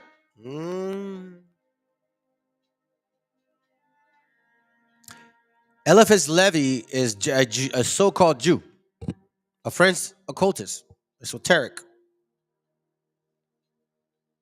This is not that far-fetched from the teachings of Sophia, the teachings of Kabbalah, like all of that stuff. It's not far-fetched. I'm going fast because I want to show you guys something. And then when you read that Syphilis Levi, then I'm like, wait a minute, that sounds too much like Sabbatai Sevi, who he called himself the Messiah. Upon arriving in Constantinople in February 1666, Sabbatai was imprisoned in order of the Grand Revisor. He was a Sephardic as well. Ashkenazi Sephardic, there's no difference. I know you guys want to make a difference. There isn't. There isn't a difference. Now we know that even if they claim to be Jews, right? Revelation 2:9 says it clearly that they're not. And we also know that from this book here that we studied, we know that they really couldn't prove that they were. Here it goes right here, page 141. Let's get to it. I showed you guys this. Written in 1739, okay? So you can see it, 1739, okay? Long time ago. It says, so he goes and explores who these people are, and he finds out that this is what he found out. The answer I have then to make you in a few words about this affair is that these Jews, northern and southern, have furnished me with nothing. Black or white, have furnished me with nothing. Ashkenazis or Sephardics have furnished me with nothing that one can draw any use from. And indeed, what could they say? to Christians that the Christians do not already know? As well as they. Have they any secret source or any immediate revelation? Who are those people that pretend to teach each other? On the contrary, they are they are a poor sort of creature, so filled with false notions, so conceited of their monstrous ideas, that I would never advise young people to have any commerce with them for the fear of receiving from them some ridiculous prejudice. 1739. 1739. That should say a lot. This too also. You see, that's why I say, like, sometimes I like to be right, and sometimes I don't. Sometimes I don't like to be right. But today, I'm happy that I am. Let me show you something real quick. This is from the Lost Tribes of Myth. Okay? This is a Jew, so-called, writes this for you guys to understand. Maybe you're simple, maybe you're not. I don't know. If the shoe fits, wear it. Page 282, it says, Herodotus, remember what the other book said in 1739. They can't prove who they are, okay? Herodotus is supported by the contemporary Obadiah, who declares that the exiles from Halah and Habar or Habar shall possess the lands of the Canaanites, coast peoples, as far as Zarephath. And the exiles of Jerusalem who are in Sepharad shall possess the cities of the Southland. Right? Remember that. Okay. Now, in Sargonite times, the Sepharda are part of the Medo-Cimmerian invasion in the southwestern Media. In the time of Darius Hestapades, 200 years later, which is around 530, something like that, I think, they appear in Western Asia Minor, in southern Bithynia, and in the adjacent river lands. This includes the Parthenian river regions, whence it appears that the previously cited Gomer migration that overran the Hittite Cappadocia seems to have had the Sepharda as its advance guard, and to have pushed them thus to the west of Cappadocia. Here's the point. But how far? How far west? For Judaism, for more than 2,000 years, has been using Sephardim as a name for Jews farther west. And they have mistakenly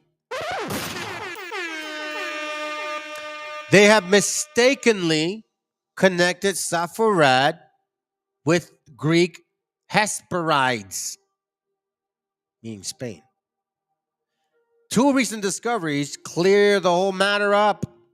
Excavations at Sardis, Asia Minor, proves that Sephard was an older name of the city.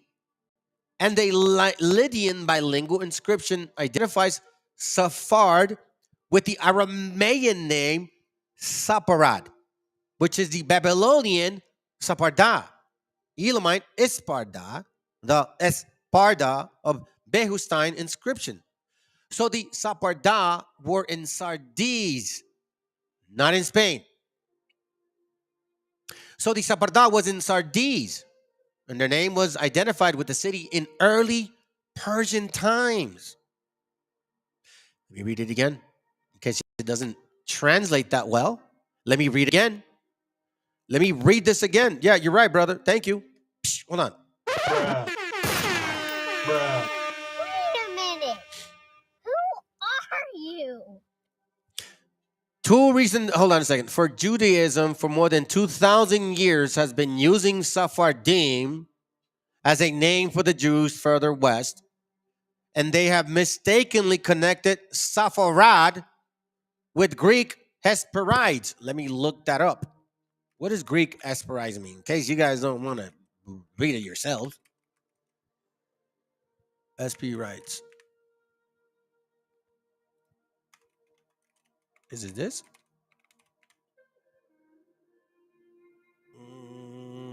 Yep, it is. Look.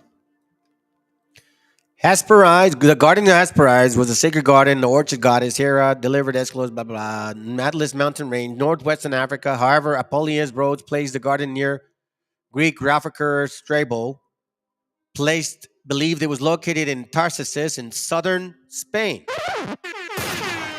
So once again, for Judaism for more than 2,000 years has been using Sephardim as a name for the Jews further west, and they have mistakenly connected Sepharda with the Greek Hesperides, meaning Spain. Now, by the way, this Lost Tribes of Myth, okay, this book here, I want to show you because I just want to show you. I want to show you. This book here, hold on. Excuse me. Here. The Lost Tribes a Myth by Morris, Prolegomena by Morris Epstein, Alan Godfrey. Jews. Okay? So these guys here are saying that for 2,000 years, people been misunderstanding this name.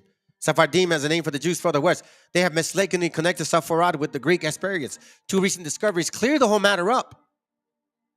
Excavation at the Sardes proved that Sephard was an older name for the city, meaning Asia Minor, and a Lydian bilingual inscription identifies Sepharad with the Armenian name Separad, which is the Babylonian Separad, Elamite Espardad, and the Sparta of the Behistine inscription. So the Sepharda were in Sardes, and their names were identified with the city near Persian times. And if that's not enough, let's finish it with this. Let's read it.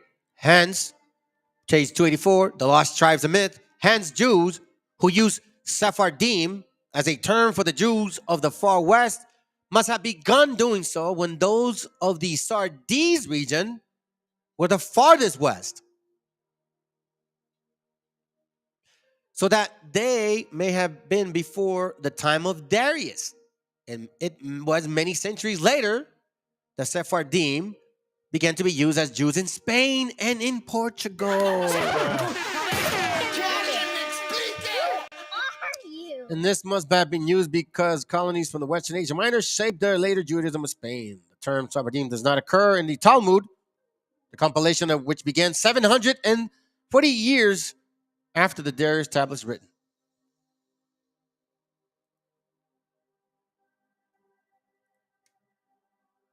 They're even here in the 7 myths. So even in this book, it talks about how they're obscure, their origin. In this book here.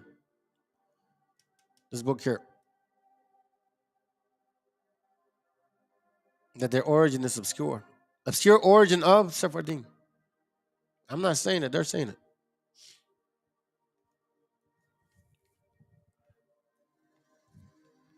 Now, we also know that these other ones that say, oh no, we're the Jews, we're the Jews, we're the black Jews. Okay, sounds good. We know that they learned their teachings from this black Hebrew Israelite, black Israelite, and we know that this guy named Matthews, right? He was studying Kabbalist, spiritual Masonic affiliations. Arthur Matthews, Rabbi Arthur Matthews, which he, by the way, is also mentioned in the very same book that I just showed you guys, The Lost Tribes of Myth. And in this very book is the same book that, what's his face, Nate likes to use. He likes to use this book, the map. He likes to use the map. Right? He likes to use the map. Watch this. 254. He calls them fakers. These fakers, right? Where is he at?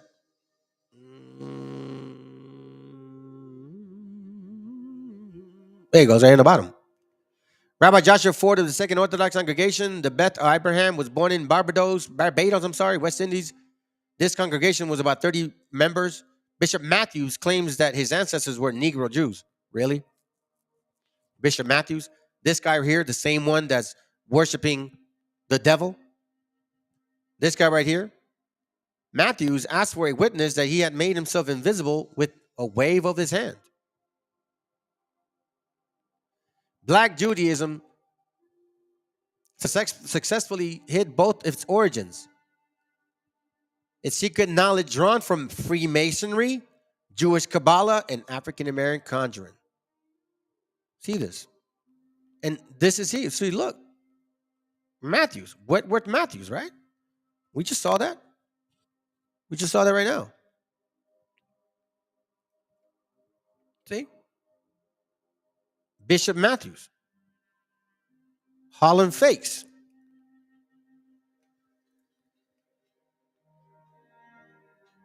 One, two, three, four, 7. Okay. They got the star. We see the star. Borrowed from popular esoteric sources. Freemasonry, spiritualism, black nationalism, Orientalism. What else did they do? They also drew these things here. Kabbalah science, the hidden theology of black Judaism. 6 and 7 books of Moses. Emmanuel magic that claims to divulge the Kabbalah secrets. Hebraic sacred texts. Diagrams, incantations.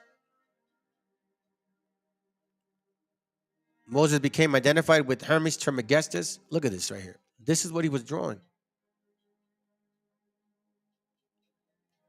To conjure powers.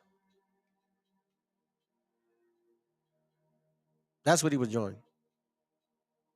Matthews. This right here. This is his book. I saw you disappear with my own eyes. The hidden transcript of the New York Black Israelite Bry College. Jacob Dorman.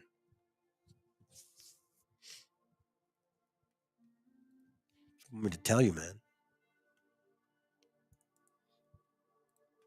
Where's Sardis? Since we're on the topic. Sardis is red ones, right? Asia Minor, capital of Lydia. Where's this at? Sardis, right? Now, this is another book. This is real quick. It's called the Religions in Society. Check this out. Interpretive essays on the conquest and presence. The origins of Spanish Jews, the Sephardims, is obscure. That's the book I was telling you. Whether black or white. They certainly predate both Aryan Christian Visigoths and Muslims, supposedly. Sardis.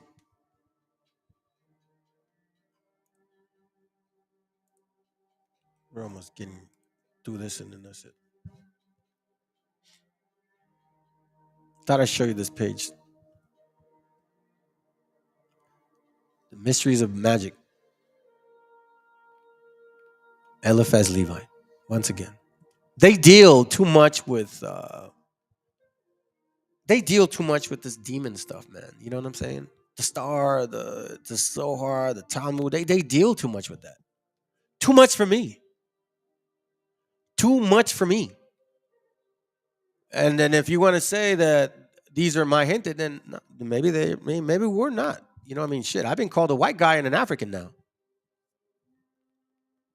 I guess that's what it is. Let me embrace my shit then, I guess, huh? Because, look, all I'm doing is reading. And then I keep running into the same people all over again. Who are these people that come from afar and teach us something that we're not supposed to be taught? 2 Kings 17:31, and the Advites made Nimbaz, Tartak, and the Servivites burnt their children in the fire of Adremelech, and Amalek, the god of Sepharvaim. Who are these guys? Let's look at this real quick. It placed in Assyria.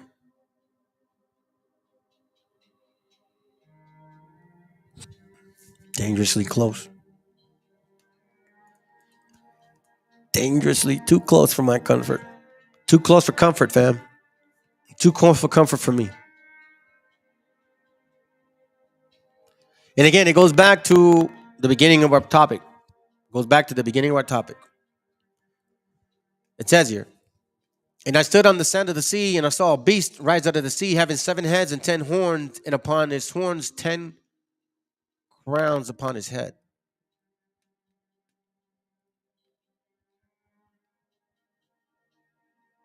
Ten Sephiroth. Enumeration, Kabbalist. It said, stay away from a certain tree, remember? From certain philosophy. The book of formation. 10 crowns. Look, Keter, the crown, is the first seraphat. Crowns. Crowns. 3 different levels. Heads. Long heads. Long heads. It's, what you want me? I'm like, bro, for real? For real? Long heads? 7 heads and 10 horns. Long heads.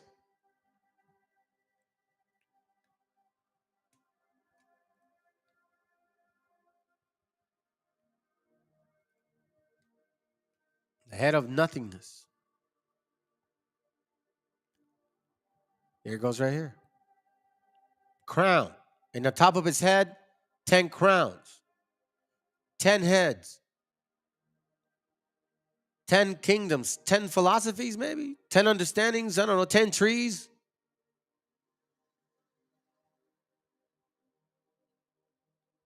This is to me, this is way too close. 4 worlds. 4 kingdoms. 7, what is it? 7 heads. 7 chakras, 7 levels. I'm not saying there's anything wrong in a way that maybe some of you guys are reading it. What I'm saying is that the philosophy behind it is extremely powerful. The philosophy behind this is extremely powerful.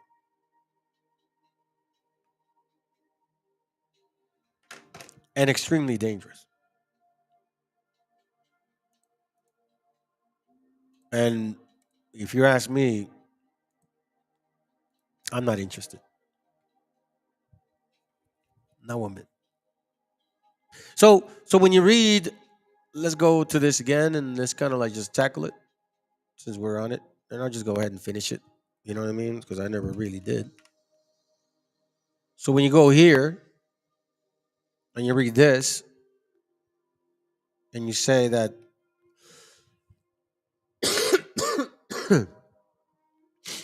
this is them, region of Assyria. It's literally telling you right here where this place is at. But you guys want to put it somewhere else?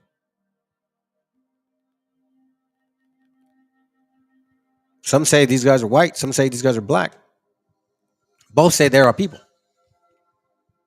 Again, some say they're white. Some say they're black. Both say there are people. I say no. But what do I know, right? I say no because it's too close for comfort. Tetragrammaton. Look, Tetragrammaton. That's the name of the name of their God, right? And we know that Revelation 17 said that they're going to be like this. Revelation 17:4, and the woman was arrayed in purple and scarlet color, and decked with gold and precious stones and pearls, having a golden cup in her hand, full of abomination and filthiness in her fornication. Meaning the different teachings. What this prosperity teaching, spirituality, sexuality, androgynous, money, whatever, kingship, you be God, you be you. You be you. And upon her forehead was a name written. Her. What was that song? Remember, she said, didn't he pray for her? The 2 peaks, the 2 mountains, the harlot, the horn, the mystery Babylon the Great, the mother of harlots, the abomination of the earth. I saw the woman drunken with the blood of her saints. Now, we know this. We're starting to see this. This woman is not necessarily just a land. It's a metaphorical, a parabolic way of saying a spiritual, powerful, effeminate demon is behind all this. Look at this.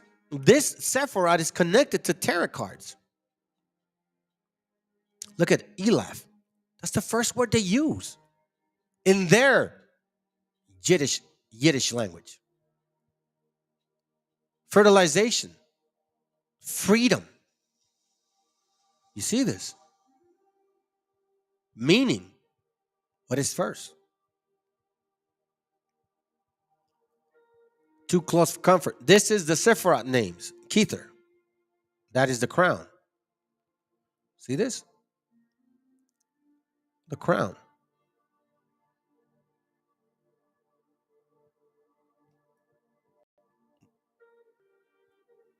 Infinite universe. Seraphim. It's too close for comfort. Look at the teachings of Zohar. They're in here. It's the most hidden of all hidden things, Zohar. This is their teaching. This is their secret teaching. The Sephoric tree of life. The scripture said, stay away from that tree. Didn't it say that? Didn't it say that here? I think in this one. Let's see. It says there, Genesis 2:15, and the Lord God took man and put. Hold on a second. And it goes. Genesis 2:16, and the Lord God commanded the man, saying, of every tree of the garden thou mayest eat freely, but of the tree of the knowledge of God and but of the tree of the knowledge of good and evil, thou shalt not eat of it. For in the day that thou eatest thereof, thou shalt surely die. The tree of life. Not this tree. Stay away from this tree. Stay away from these people. And stay away from false teachers. Look, this is from the Jewish Confederate. We have Sephardic people fighting for slavery. Senators.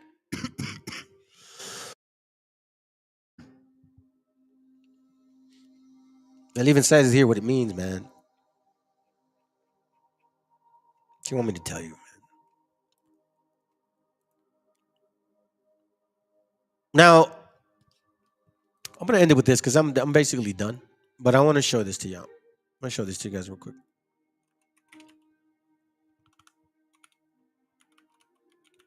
I never really wanted to, and I never really cared for this, to be honest, right? You know, this came way later in my understanding. About a year and a few months ago. It was our father that really woke me up and put me in this situation where I'm at. But apparently some people have a misunderstanding, and I guess maybe they like to make up shit. So I'm just gonna clear this up, and I'm you know what? I guess I'm gonna embrace it to the fullest because I'm gonna embrace it to the fullest. So we see here, right? People want to know. They say I'm white or European. So it says here that I am 64% Mexican, 13%, 14% Peruvian, 91% of the Americas, okay? Advanced analysis tells me that, hold on, that if we go further back in, now I'm 74% Peruvian, 14% Mexican, so it just flips over, right? The other one was 64, and this one's out 70-something. Point being is 92. All right?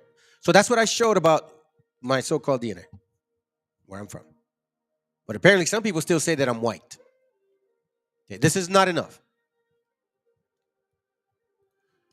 So then I go and show, and again, I'm not too familiar with this whole thing, you know what I'm saying? Because this is not new to me. Then I go show up my so-called haplo and puts me here. And all of a sudden they say, oh, I want to be white. So let me clear it up. So in case you guys ever do something like this, at least you may be able to answer your own questions.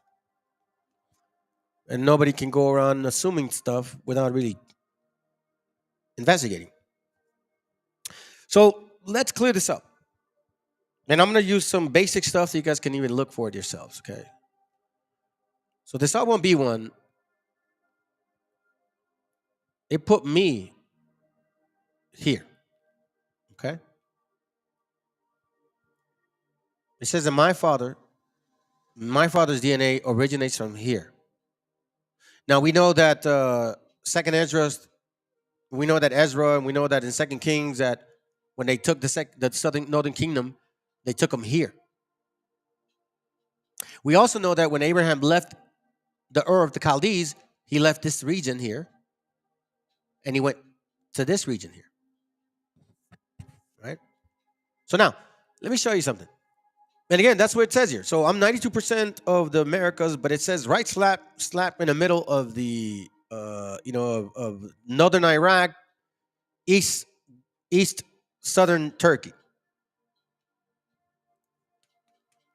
Okay. Now I did a little digging, and I did ask some people. So I wanted to clear this up. So the Og-1B1 has technically two haplogroups, but in reality, 3. Okay? So let me clear this up. Then we'll be done. So the haplogroup R1b, the majority, okay? Here it goes right here. I'll read it to you. Here, simple forms. It says R1b has 2 primary branches. The R1b1 L754 and the R1b2 PH155. Now, the R1b1 L754 has 2 major subclades, meaning that this splits in 2. And here's where it explains it. The R1b1 A1B MS269. That's one of these, which predominates in Western Europe, right? So it's, even though it's R1b, it's not necessarily the same one. So this out of the 2 has 2 splits, and one of them ends up in Europe. True. R1b1B V88, which is the other part of L754, because remember this has 2 branches, is today common in parts of Central Africa, which is true. So here's my point. The other branch, which is the R1b1 HPH155, is so rare and widely dispersed that it is difficult to draw any conclusion about its origin. It has been found in Bahrain, West Asia, meaning close to Persian Gulf. Hello? India, we know. Nepal, Bhutan, Ladakh, Turkey. Oh, schmackaroo. Hold on just a quick. Excuse my language. So this is Turkey right here. Right? Where's Turkey? Turks? Turkish people? Right? That's Turkey right there. So that there's a R1B that is predominantly in the regions of Turkey.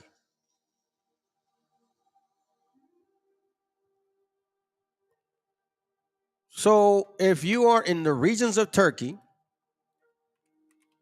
and this particular one is a very obscure one, like scattered, can't pinpoint its origin, right? But it's not the other one that derived that is either from Africa or Europe. No, this one has a few that is scattered. And one of them is in Turkey. So before you go off and assume stuff, know what you're talking about. Know exactly what you're talking about. So I guess this is my message to groupies, man. You're right. We're not the same people. You guys made that very clear to me. And I told this brother once, man, if you ever have a problem with anybody, bro, and that person understands the scriptures, the least you could do is this right here, bro. Matthew 18:15. Moreover, if thy brother shall trespass against thee, go and tell him his faults between thee and him alone. And if he shall hear thee, thou hast gained thy brother.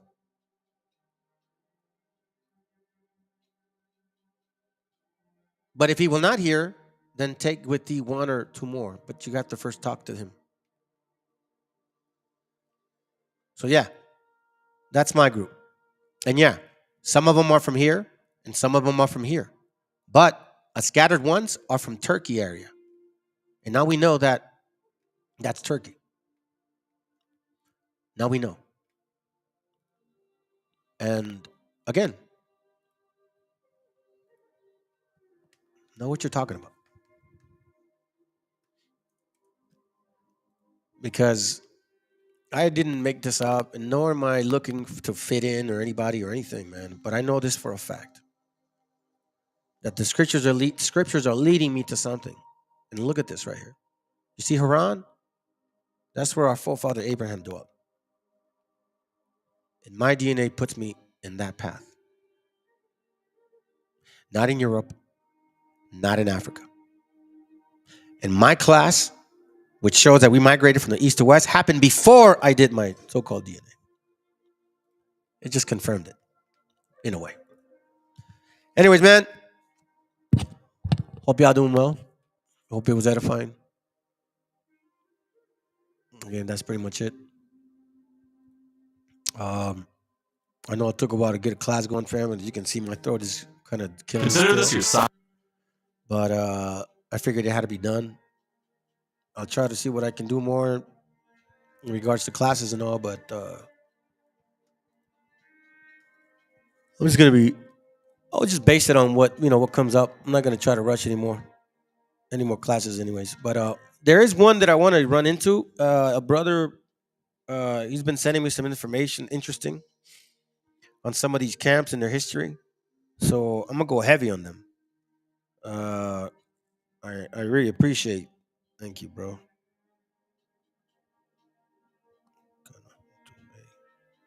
Class on this. Yep.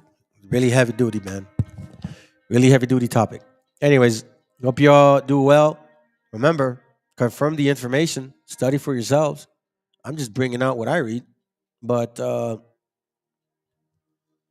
are great. You don't, man. It's all good, man. You guys take care of yourselves, all right, man? I won't be long-winded here. I'm gonna play 2 songs and then I'm out. All right. So appreciate you, Kwame, to being here. Is a call, right? Thank you, bro. VTC, what's up, dude? As always, man. Jennifer, appreciate you, sis. Who else? That's it. So, Academias, buenos días. Juan Moa, what up, bro? And whoever else. All right. Shalom, man. Enjoy the music.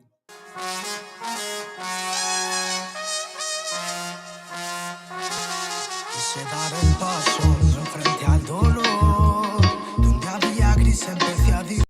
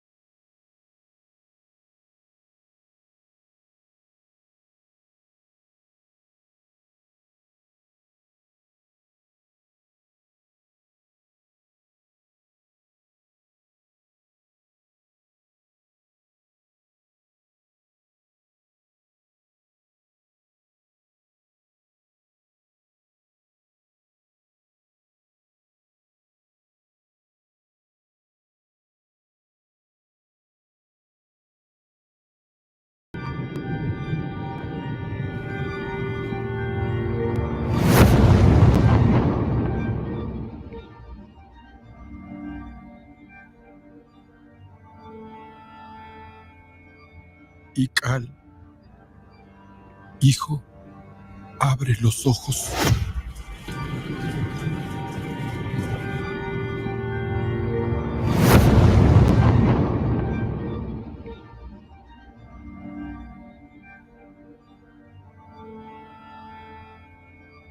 Ical, hijo, abre los ojos.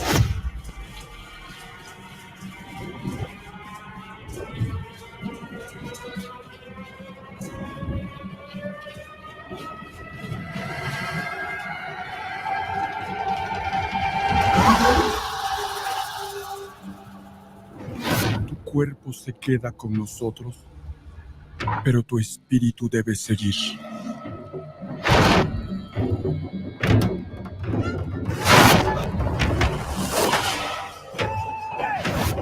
Busca la luz. Aléjate de las sombras. Deja que nuestro dolor sea tu fuerza. Desde aquí iluminamos tu camino.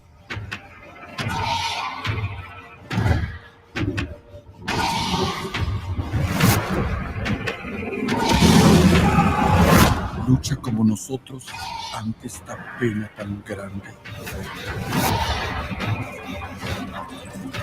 Yo soy tú. Tú eres yo.